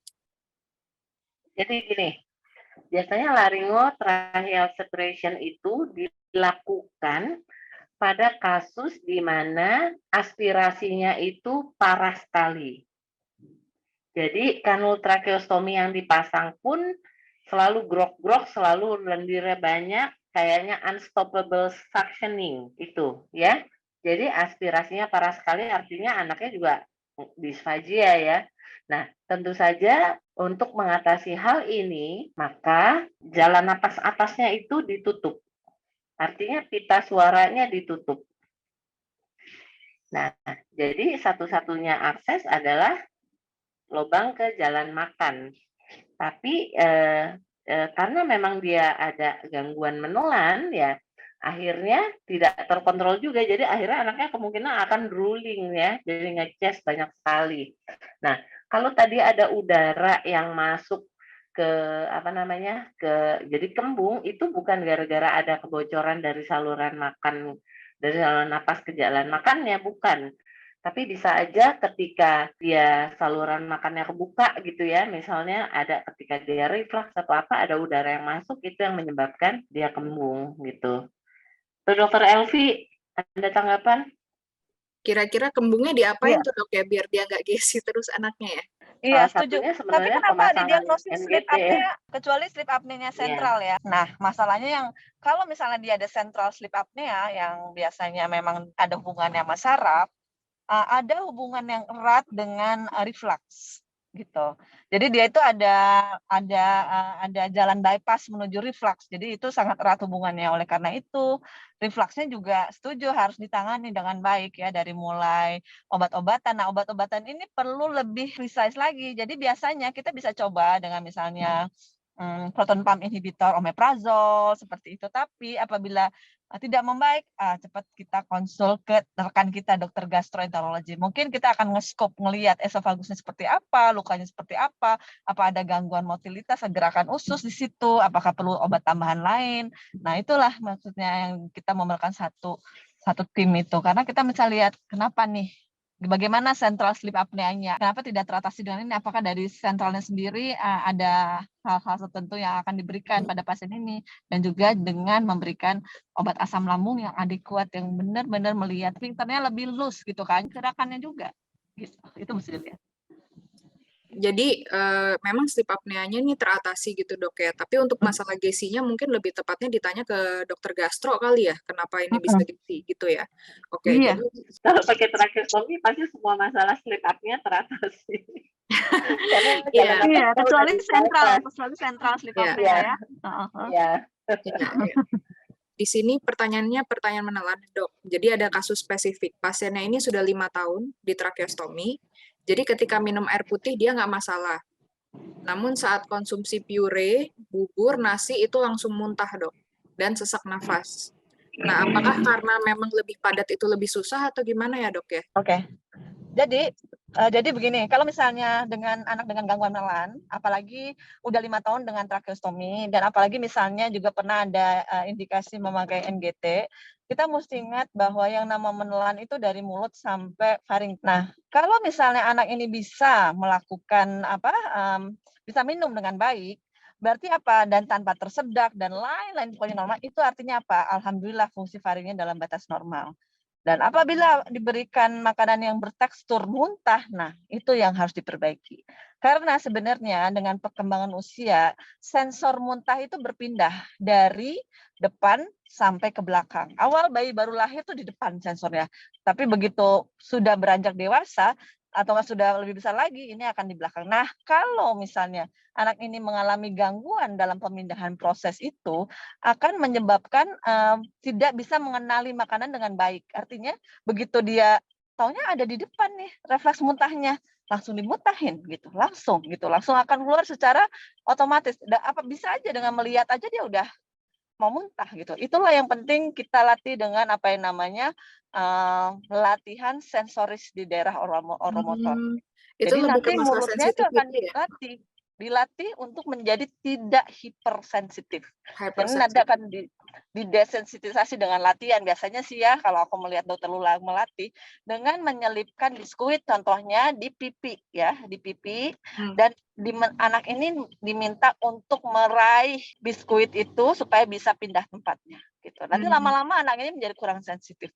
Nah, oleh karena itu pentingnya kita juga melatih sejalan dengan umur, latihan menelan, karena memang itu anak itu dinamis, yang tadinya di depan pindah ke belakang, kalau ada gangguan tadinya yang harusnya ke belakang ini masih di depan terus. Jadi begitu ada makanan gitu. Jadi nanti kadang-kadang datangnya mungkin ke dokter gastro dengan dokter anak, itu anak suka muntah ya kan, padahal sebenarnya enggak. Begitu ngelihat ternyata dia tidak bisa memanipulasi bolus dengan baik di mulutnya karena proses hipersensitivitasnya itu. Itu jadi berarti pentingnya konsul ke dokter hapmedik karena bisa jadi anak kita muntah bukan karena alergi, bukan karena Iya. masalah gastro, tapi masalah hypersensitivitas gitu ya. Iya, Oke, biasanya oke. ya jadi kita periksa bareng biasanya. Kita periksa bareng terus bisa ngeliat, oh ini pusat muntahnya kemungkinan besar ada di sini. Karena tadi informasinya minum Minum fine. baik-baik aja. Baik, artinya apa ya? Vasovaringnya normal, aduh thank God banget vasovaringnya normal, artinya apa? Kemungkinan besar aspirasinya kecil karena yang namanya liquid itu paling susah. Karena untuk kita bisa minum liquid itu kontraksi dari otot-otot faring ini itu mesti maksimal. Dan juga penutupan jalan napasnya harus bagus untuk memprotek. Jadi artinya apa? Vasovaring oke. Berarti anak ini mengalami kesulitan mungkin di mulutnya. Dan itu yang harus dilatih gitu. Oke. Jadi ini salah satunya gini, Dok. Tadi saya senang banget sih. Salah satunya untuk terkait multiple congenital abnormalities, itu kan memang dokter-dokter tuh perlu multidisiplin gitu kan ya, Dok ya, untuk menangani anak-anak ini ya, Dok ya. Nah, ini saya pengen tanya, Dok, terutama terkait menelan ya, Dok ya. Jadi kalau saya belajar dari pasien lain, contohnya, itu ada pasien lain yang salah satunya berkoordinasi juga dengan dokter bedah mulut deh, Dok, kayaknya. Untuk misalnya Cialorea ya, kalau nggak salah. Jadi kayak ada drooling procedure. Kalau di sini apakah timnya di Indonesia juga sudah seperti itu juga ya, Dok? Misalnya kan kalau saya sih udah biasa tuh dokter Ezi, dokter Elvi sama dokter Luh nih misalnya. Kan dan mungkin biasanya kita ajak dokter neurologi juga dan dokter-dokter lain gitu. Tapi dokter bedah mulut, seenggaknya pas saya lagi ngurus anak saya tuh belum biasa gitu. Apakah sekarang sudah ada perubahan, Dok? Misalnya, oh iya sekarang dokter bedah mulut juga menjadi salah satu tim gitu untuk menangani anak-anak tracheostomy. Terutama masalah drooling dan semuanya ya, Dok ya. Iya, terima kasih. Jadi ini bagus banget. Sebenarnya kalau bedah mulut itu sudah dilibatkan ya, apalagi kalau pasien-pasiennya ini pasien CP. Pasien-pasien cerebral palsy itu kan kita perlu hygiene oral yang baik ya. Nah, siapa yang memperbaiki hygiene oral dan mungkin ada gigi yang harus dicabut dan segala macam, itu biasanya ada dokter gigi yang benar-benar khusus yang pediatrik yang untuk menangani masalah oral hygiene dan lain-lainnya. Nah, sekarang masalahnya apakah ada drooling? Nah, kalau drooling kita mesti eliminate juga penyebab-penyebab dari disfaginya. Contohnya kalau misalnya ternyata ada gangguan dia nggak mau menelan karena misalnya mechanical problem, contohnya adalah drooling itu yang pertama kita mesti ingat mungkin anak ini ada amandel yang besar. Terus kemudian ada tonsil yang di belakang adenoid yang besar yang menyebabkan anak ini nggak mau menelan, akhirnya ngeces lah dia. Nah, itu salah satu penyebab drooling. Yang kedua penyebab drooling adalah kalau kekuatan otot di dagu, neck controlnya juga nggak bagus. Artinya nanti anak ini sering sekali mulutnya mangap. Ya, jadi nggak punya apa yang namanya lip seal yang baik. Mangap, gimana sih kita menelan kalau mulut kita nggak ketutup gitu kan. Nah, itu penyebab drooling. Nah, kita bisa mencari penyebab organik yang lain. Mungkin memang di kelenjar liurnya. Apakah memang kelenjar liurnya ada, misalnya kalau ada batu, bisa anak-anak banyak sih ada batunya, cuman biasanya sih gejalanya nggak seperti itu. Tapi kalau misalnya ada gangguan sarafnya menyebabkan otot jadi airway-nya banyak, nah kita sih belum sampai situ ya, Dokter Ezi ya. Untuk itu, tapi biasanya kalau untuk kelenjar liur dilakukannya sama dokter THT. Ya, jadi bisa disuntik botox juga supaya ototnya lumpuh, sarafnya lumpuh, jadi nggak memompakan kelenjar air liurnya. Tapi selama ini sih kita belum pernah nyoba ya, tapi secara di jurnal-jurnal tuh mereka bisa lakukan suntik botox, bisa dicoba. Kalau case in general ya, Dok ya, di pasien-pasiennya dokter Elvi, dokter Ezi, kira-kira apakah ada kebutuhan sampai perlu drooling procedure kah? Apakah misalnya, oh ternyata emang anak-anak ini bukan anak-anak yang perlu kita assess gitu terkait kebutuhan drooling procedure-nya gitu, Dok? Kalau pasien-pasien kita so far ya, sekarang permasalahannya adalah dia disfagia. Jadi dia nggak bisa nelen sehingga drooling, itu aja. Kalau Elvi, dokter Elvi nggak tahu deh. Iya, jarang sekali kita menemukan primary drooling ya, Ji ya. Maksudnya primary drooling karena emang ada sesuatu di salivary glands-nya. Jadi banyaknya memang secondary. Rata-rata karena disfagia. Iya, belum sih. Mungkin nanti kita kalau ada kasus-kasus yang lebih banyak nih, mungkin kita bisa lihat. Jadi yang penting kita udah mengeksklud bahwa nggak ada gangguan anatomi secara yang tadi, yang gangguan disfagia dan juga gangguan kontropostur, mungkin nah itu baru bisa kita itu Ya, lihat. jadi kita tuh nggak bisa nge-bypass proses ya dok. Misalnya nih dok ya, misalnya kita punya anak, misalnya kayak anak aku dulu posturnya apa semua masalah nih, misalnya kan ya. Nah, berarti kan kita memang tidak bisa mengeliminasi itu karena masalah itu masih ada. Berarti kita nggak bisa bypass the procedure langsung ya udah langsung salivary glands aja gitu kita ini. Itu nggak bisa ya dok ya. Itu memang ya root cause yang lain harus diberesin dulu gitu. Begitu kali ya dok ya. Iya, setuju. Iya, seperti itu. Iya. Jadi kita lihat semuanya. Karena kan sebenarnya mungkin aja ya, jadi bukan salivary gland yang hyperproduktif, that's normal. Cuman yang produksinya itu nggak diketelen gitu maksudnya. Iya, iya. Karena bisa jadi ya. Jadi produksinya bukan normal masalah tapi frekuensi nelen.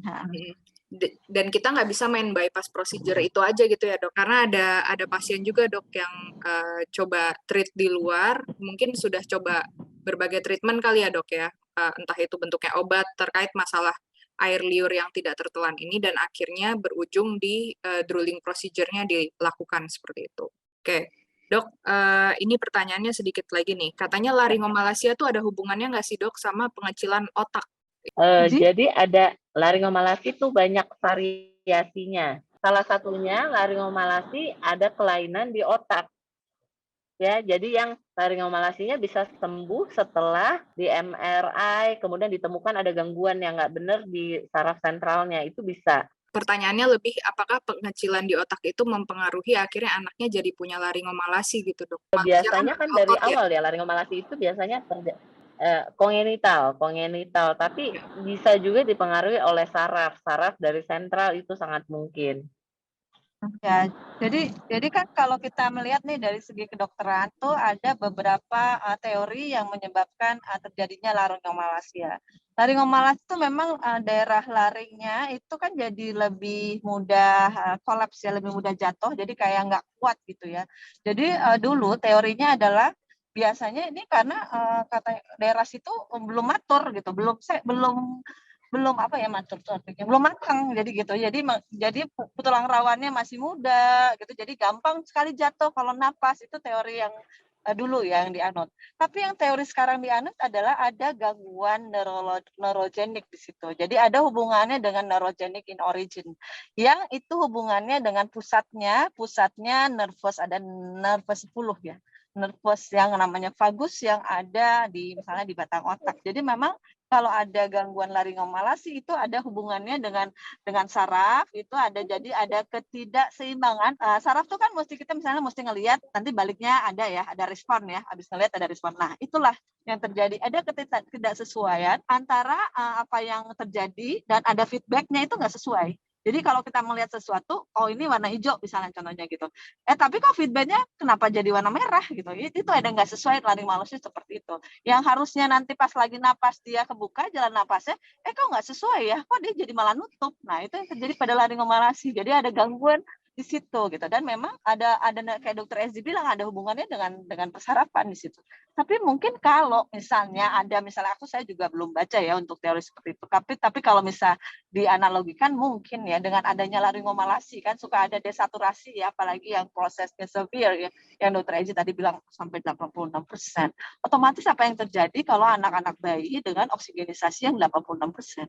Otak itu mempunyai golden period untuk tumbuh gitu kan. Ada growth spurt yang terjadi, nggak harus cukup. Makanya kenapa laringomalacia itu nggak boleh dianggap remeh, apalagi kalau udah severe misalnya dioperasi. Karena itu akan mempreservasi kebutuhan oksigen, harus maksimal. Itu mungkin. Dengan adanya oksigenisasi yang berkurang, otomatis perkembangannya juga akan terganggu. Gitu. Dan seperti kita ketahui, otaknya sentral pertumbuhan dan perkembangan anak tuh benar-benar perlu itu, sehingga mungkin itu yang menyebabkannya. Kalau misalnya dari oksigenisasi yang kurang. Tapi kalau apabila yang dari microcephaly menjadi laringomalacia itu mungkin karena prosesnya memang melibatkan saraf. Dia mungkin bisa bolak-balik ya menurut kita. Iya, jadi memang mungkin hubungannya antara otak dan laringomalacia lebih ke gangguan syarafnya gitu ya dok ya. Jadi gangguan syarafnya itu bisa menyebabkan laringomalacia, itu bisa jadi. Nah ini ada anak dok, dia belum di tracheostomy. Dia ini umurnya 4 tahun, dia mengalami nama diagnosanya adalah neurodegeneration, seperti itu dok. Saat ini dia pakai NGT dan kalau nafas suka ngorok dok. Nah, dia lihat perkembangan anaknya ini makin lama tuh makin menurun. Nah, dia ini anaknya belum dikonsultasiin ke THT.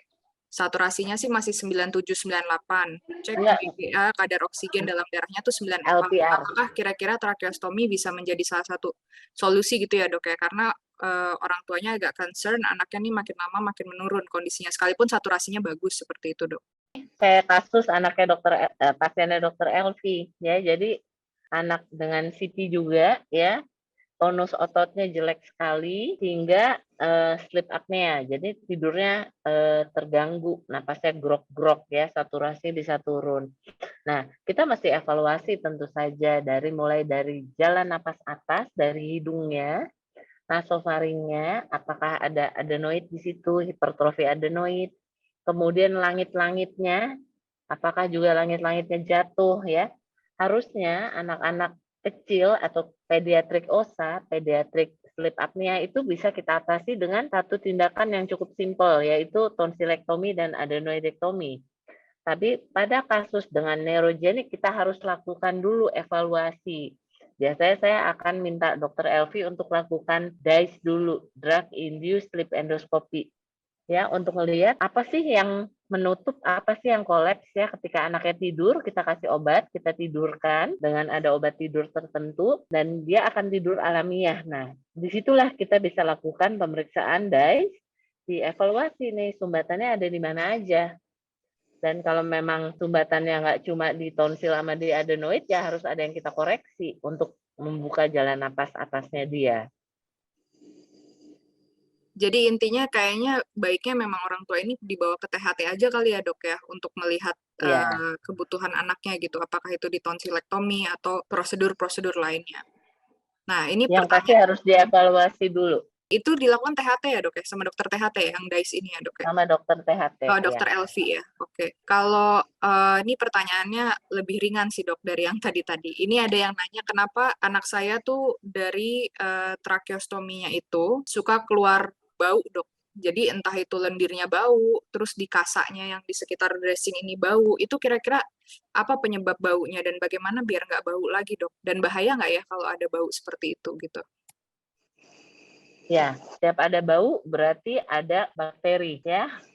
Jadi harusnya kalau nggak bau berarti nggak ada bakteri. Harusnya kalau kita clean-nya bersih. Nah, jadi kemungkinan anak pasien ini nih kemungkinan aspirasinya banyak nih. Makanya dia saking udah kesumbet jadinya udah nggak grok-grok lagi. Jadi lendirnya keluar dari samping skoma, keluar dari kanul ya. Jadi mesti diperhatikan banget ini. Gitu. Karena kasanya tuh bukan setiap basah. Kalau sering sekali basah berarti dia keluar dari skoma. Oke, ya ini berarti memang kebersihannya perlu dijaga banget ya, Dok ya, agar karena kan Iya. biasanya bau tuh dari infeksi ya, Dok ya, apa-apa gitu ya. Iya, berarti ada Jadi bakteri. ada something, ada yang kotor, entah itu udaranya atau mungkin cara kita bersih-bersihnya seperti itu. Kalau tadi ini ada pertanyaan sudah dijawab sih sama Dokter Elvi dan Dokter Ezi. Katanya kalau sebelum dekanulasi masih perlu FIS nggak? Masih perlu ya, Dok ya, karena kita benar-benar pengen lihat fungsi menelannya sudah benar apa belum seperti itu ya, sampai akhirnya dia bisa didekanulasi dengan baik. Dan tadi sudah dijawab juga sama Dokter Ezi, kalau seandainya ada granulasi dan itu terjadi di luar stoma, bisa disuntik ya, Dok ya, stomanya seperti itu. Oke, ini jadi ada anaknya usianya 1 tahun, stenosisnya nih sudah 90%, dan ada laringomalacia. Kalau seandainya berbicara soal progres, entah itu dekanulasi atau apa, itu apakah dia stenosisnya harus dibenerin dulu ya, Dok ya? Karena kan stenosisnya nih 90%, atau laringomalacianya dulu yang harus diselesaikan? Oke, kalau 1 tahun dengan laringomalasi dan stenosis 90% apalagi ya. Jadi yang bermasalah adalah 90%-nya ini ya, laringomalasinya udah nggak bermasalah lagi karena udah ketutup sama si 90%. Artinya kalau dia sekarang pakai kanul tracheostomi, ya jangan hati-hati, jangan sampai lepas. Kalau nggak ada stenosis, cuma laringomalasi, kecopot, kanulnya dia masih bisa napas. Tapi kalau 90% ya udah berat sekali napasnya. Nah, jadi yang mesti diatasi adalah stenosisnya. Tapi untuk pemasangan ticup, kanul yang ticup yang paling kecil itu adalah ukurannya nomor 10, yang setara dengan kanul nomor 5. Kira-kira. Jadi biasanya nomor 5 itu anaknya umurnya udah 2 tahun ya, terakhirnya udah bisa pakai kanul nomor 5. Jadi biasanya kita bisa lakukan laser ya tanpa kita pasang stent. Tapi tentu saja dibutuhkan operasi yang bertahap gitu untuk mengevaluasi keberhasilan itu.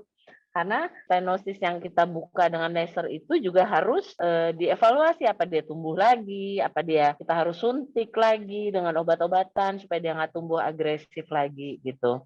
Ini pertanyaan terakhir dari kita semua, Dok, masih terkait stenosis sebenarnya. Jadi kalau terkait stenosis itu kan salah satunya ada pemasangan stent ya, Dok ya. Ini sebenarnya di Indonesia apakah sudah common dilakukan atau gimana ya, Dok ya? Ya, saya sudah mengerjakan, tapi hanya anak usia 2 tahun.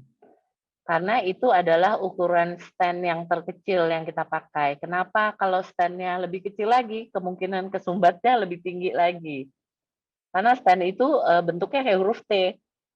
Jadi yang lengan ke depannya itu yang masuk menggantikan lubang trakeostomi. Di dalamnya, vertikalnya itu bentuk huruf T-nya. Saya ada gambarnya, boleh saya share Boleh, lagi?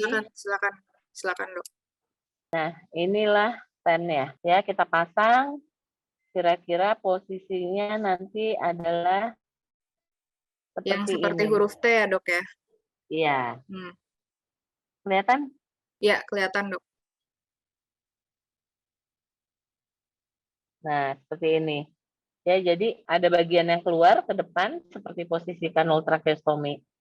Jadi sebenarnya ini sudah common dilakukan di Indonesia, tapi biasanya di usia 2 tahun ya, Dok, karena lebih ke availability ukuran titiupnya ya.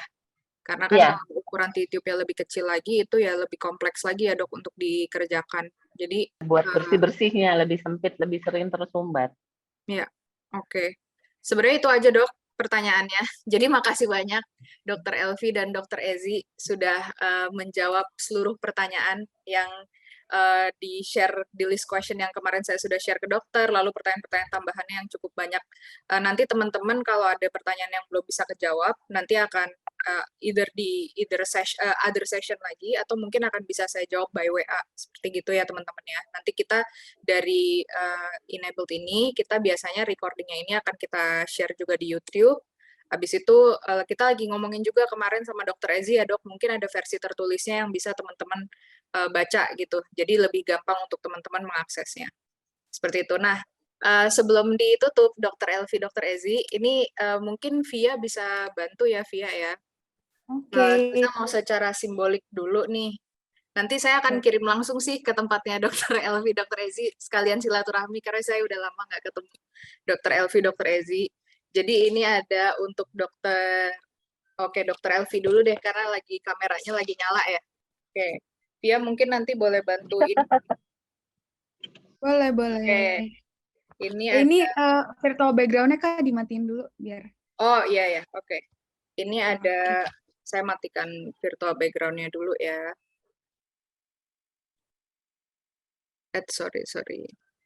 Oh, ini kayaknya kelihatannya gini nih. Nah, mungkin nanti akan saya akan ketemu. Oh, cute banget. Lucu banget. Ya, ini buat ini Dr. Elvi dulu, Vi. Mungkin boleh difoto ya. Ini jadi pinnya sebentar. Oke, ya, Vi. Hitung ya, Vi, fotonya. Oke, 1, 2, 3. Oke, sekali lagi. Oke. Terima kasih. Sekali lagi. Nah, ini dari kita, teman-teman juga. Foto, Vi. Lucu banget sih. Udah. Ulang ya. 1, Ya. 2, 3. Sudah. Ya, jadi ini sederhana aja, Dok, dari kita teman-teman semua buat Dr. Elvi dan Dr. Ezi seperti itu. Nanti sekalian saya mau kasihnya sekalian silaturahmi gitu ya, Dok ya. Ini ada boxnya segala nih ceritanya. Jadi Waduh, ini very well prepared. Aduh, bener-bener kemasannya. iya, insya Allah semoga karena apa ya, Dok, kayaknya kita ngasih ini juga nggak setara ya apa yang diberikan Dr. Elvi dan Dr. Ezi ke kita, karena sangat berguna sekali informasinya, terutama teman-teman semua yang mungkin agak kesulitan sekarang, lagi sulit cari kanul dan sebagainya. Nah, sekarang sama Dr. Ezi, oke, izin remove pin bentar ya, Dr. Elvi ya. Saya sama Dr. Ezi dulu nih. Coba. Oke, ya. Oke, Via, boleh foto lagi, Vi. Ini sama Dr. Ezi. Ya. Ini kok. Sarange. Oke, sebentar. 1, 2, 3. Sekali lagi. Oke. 1, 2, 3. Oke, Oke, thank you. sudah. Nanti akan diantarkan, Dok. Saya akan insya Allah ketemu langsung Makasih ya. sama Dokter Elvi dan Dokter Ezi. Kita yang makasih. Surprise nih kita, surprise. Kita justru yang makasih dan maaf banget kalau seandainya ada kurang-kurang tadi dalam pembawaan acaranya. Buat teman-teman jangan leave dulu karena mau ada pengumuman hadiah juga. Jadi sekali lagi saya ucapkan makasih buat Dokter Elvi dan Dokter Ezi atas waktunya. Saya mohon maaf apabila dalam penyelenggaraan ini banyak kurang-kurang atau pertanyaan-pertanyaannya kurang jelas saya sampaikan. Semoga bisa dimaafkan dan semoga kita bisa terus membantu teman-teman semua di sini lebih paham lagi tentang tracheostomi, dan doanya semoga yang kanulnya pada belum dapat bisa dapat segera kanulnya, karena lagi susah banget nih kanul kayaknya, dan teman-teman ya makin banyak progresnya juga seperti itu. Oke, sekarang saya mau pin via, izin pin via dokter, aku izin pin via dulu ya Dokter Ezi ya. Kalau Dokter Elvi, Dokter Ezi mau stay di sini nggak apa-apa, karena kita lagi ada bagi-bagi hadiah, ada hadiah kanul juga, ada hadiah handphone juga hari ini. Handphone. Jadi, oke, boleh ya dibantu ya. Via mungkin bisa share screen ya? Aku boleh izin live nggak? Boleh Dok, boleh. Makasih banyak Dokter Ezi. Iya, aku boleh izin live nggak? Boleh. Aku di kamar operasi ya. Ya, sorry banget. Thank you banget ya Dok ya. Mohon maaf ya kalau kurang. Ya. Makasih. Dokter Ezi. Oke. Hai, Amatus. Dokter Elvi masih ada ya? Dokter Ezi masih ada nggak ya? Apa udah live ya tadi ya? Kita foto dulu kali, publikasi. Iya, foto dulu kali ya Dokter Elvi ya. Boleh. Dulu kali Sorry. ya. Boleh, Vi. Ibu-ibu mungkin boleh Oke. on cam. Iya, sayang Kita banget Dokter Ezi bareng-bareng. udah ini ya. Oke, remove pin deh. Ini caranya, Via yang foto kan ya? Boleh. Oke, boleh Vi, silakan Vi. Oke. Ada lagi nih masih banyak yang mau on cam, sebentar ya. Aku tunggu. Iya. Oke. Mungkin ada Foto Ibu bareng. Yuli, Pak Hanhan, Budian. Kalau anaknya nggak difoto juga nggak apa-apa kok, nggak masalah.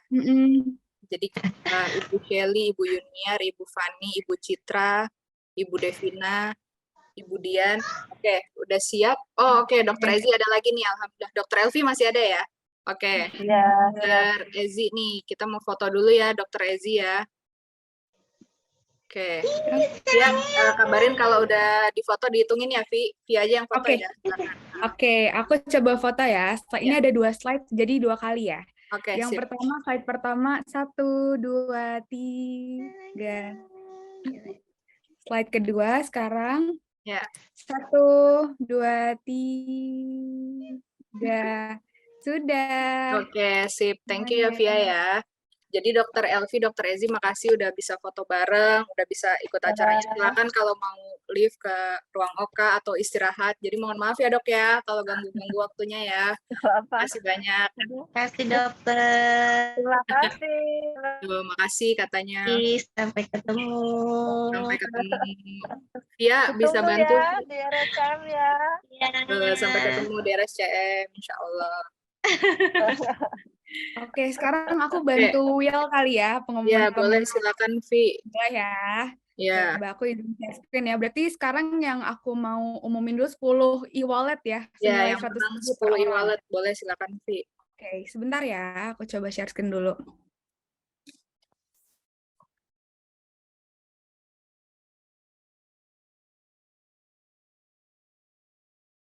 Halo, Via. Suaranya masih ada?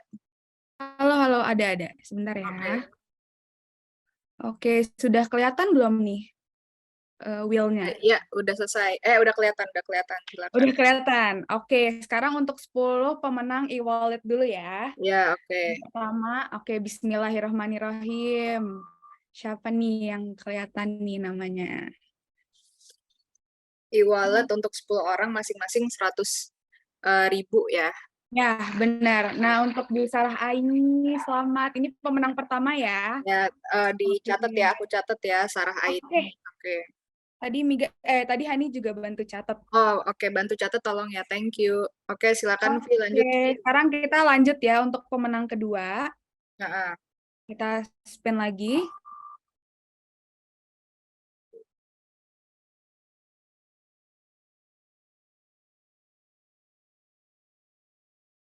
Nah, Bu Kartini nih pemenang kedua. Oke, Ibu Kartini, Oke. alhamdulillah.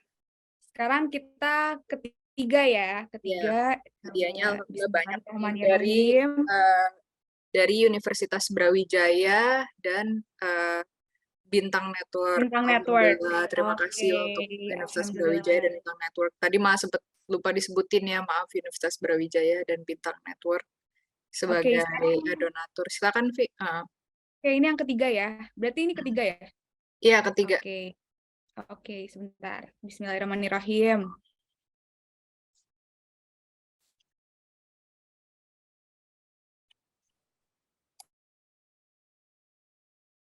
Nah, yang ketiga untuk Bu Fitiani, selamat ya. Nah, sekarang kita masuk ke yang keempat. Oke, ini masih saldo ya, Vi, untuk yang menang saldo ya. Masih pemenang saldo. Untuk yang keempat ada Ibu Eka Vetranika. Oke. Yang kelima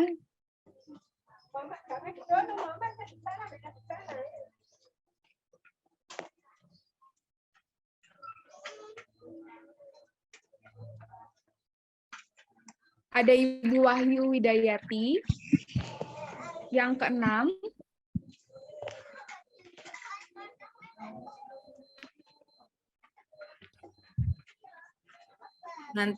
Tuh, selamat Ibu Wahyu Widayati. Yang keenam ada Bu Yaniar. Selamat ya. Ini kita yang masuk ke yang ketujuh ya, Ibu-ibu. Ya, nanti akan dihubungi ya Ibu Wahyu ya, akan di top up langsung ke saldo e-walletnya, seperti itu. Bisa GoPay, bisa apa aja, OVO ya. Pokoknya e-wallet seperti itu. Ini yang ketujuh ya tadi. Yang ketujuh apa keenam? Ketujuh ya? Ketujuh. Ada Umma Fatimah. Ya. Sekarang berarti yang ke-8. Bismillahirrahmanirrahim. Selamat Ibu Yaniar. Sekarang ke-8. Ada Ibu Deti. Oh, Ibu Deti. Ibu Deti ini dari Ibu Deti dari Ikadin ya, kalau nggak salah ya. Oke, nanti akan dihubungi Ibu Deti. Oke, kita masuk ke yang 9. Ya.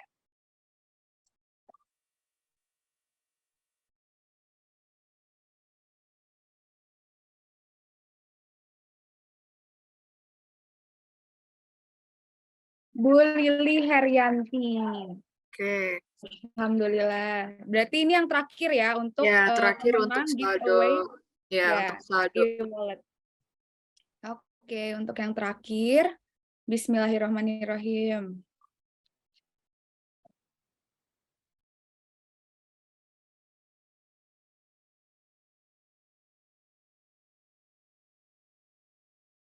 Dengan Bu Putri. Oke, itu untuk pemenang e-wallet dengan nilai 100.000 per orangnya ya, Kak? Ya, selanjutnya kita akan umumkan yang menang selang makan dulu kali ya, Vi? Oh gitu, ya. Coba ya, berarti. Oke. Nah, ini yang udah menang saldo berarti kesempatan untuk memenangkan hadiah yang lain ditutup dulu ya, teman-teman ya. Iya, benar. Dapat, jadi satu orang masing-masing dapat satu hadiah. Oke, yang selang makan, Vi, mungkin boleh. Coba ya, Selamat Mama Aisyah.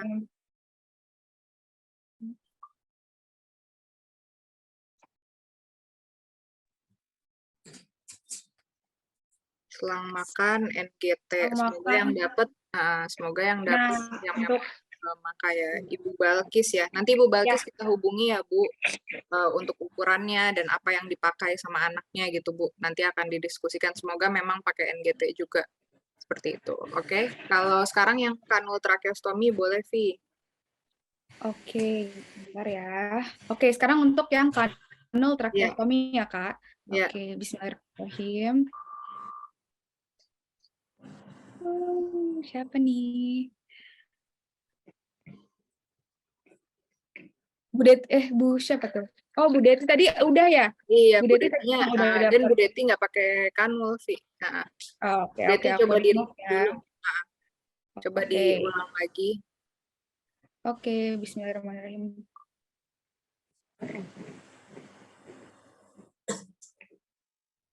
Wah, Bu Deti hoki juga berarti tadi bisa 2 kali dapat ya. Bu Wahyu tadi udah juga ya? Iya, Belum?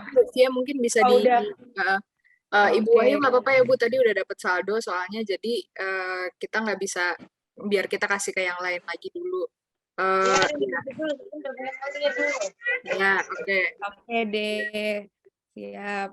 Soalnya ini beda wheel, jadi ada yang masih nyangkut. Oke, kita coba lagi ya. Ya. Adek.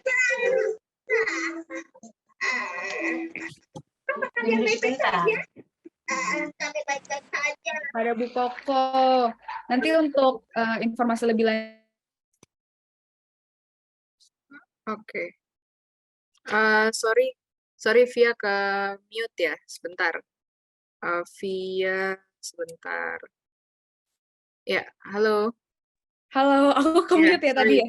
Soalnya Oh, tadi, ya, it's okay. oke, Pak Koko ya, nanti akan Ya, coba hubungi ya sama Via, Miga, Hani, seperti itu. Oke, sekarang yang handphone, Vi, silakan. Sekarang handphone nih, door prize yang ditunggu-tunggu ya, Kak? Handphonenya adalah Samsung Galaxy A03 Core, ini dari Bintang Network, dan udah ada nomor handphonenya juga. Jadi ini handphonenya baru teman-teman, semoga bisa bermanfaat. Warnanya bronze, baru banget dibeli. Oke, semoga yang menang memang yang membutuhkan. Kepada Bu Hikmah Almasawat, selamat Ibu Hikmah Almasawa ya, aku catat dulu namanya. Ibu Hikmah Almasawa. Oke deh. Oke, Karena kayaknya mungkin belum tentu ada di sini juga, jadi terima kasih semuanya yang udah hadir di sini. Mohon maaf tadi di awal acara memang secara kualitas audio ada gangguan. Semoga di acara kedepannya kita bisa bikin acara yang lebih baik lagi, dan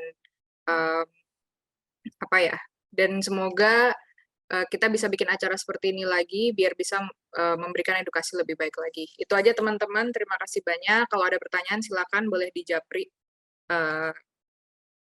ke saya gitu. Terima kasih ibu-ibu semuanya. Terima kasih. Ya, silakan. Makasih Nida. Iya. Aduh, halo Zahra, apa kabar? Baik. Terima kasih teman-teman. Maaf ya kalau ada pertanyaan yang belum kejawab, di Japri nanti insya Allah saya tanyakan ke dokter, semoga bisa dibantu jawab. Seperti itu. Tuh, aduh udah gede banget nih Zahra nih. Iya nih Bu Tia.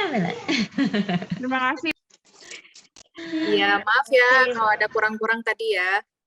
Iya, makasih Bu Tia, makasih Mbak Via, izin live ya. Terima kasih Bu Ade, Bu Tia, Mbak Via, makasih. Ya, silakan Japri kalau ada kebutuhan apa ya, semoga kita bisa bantu.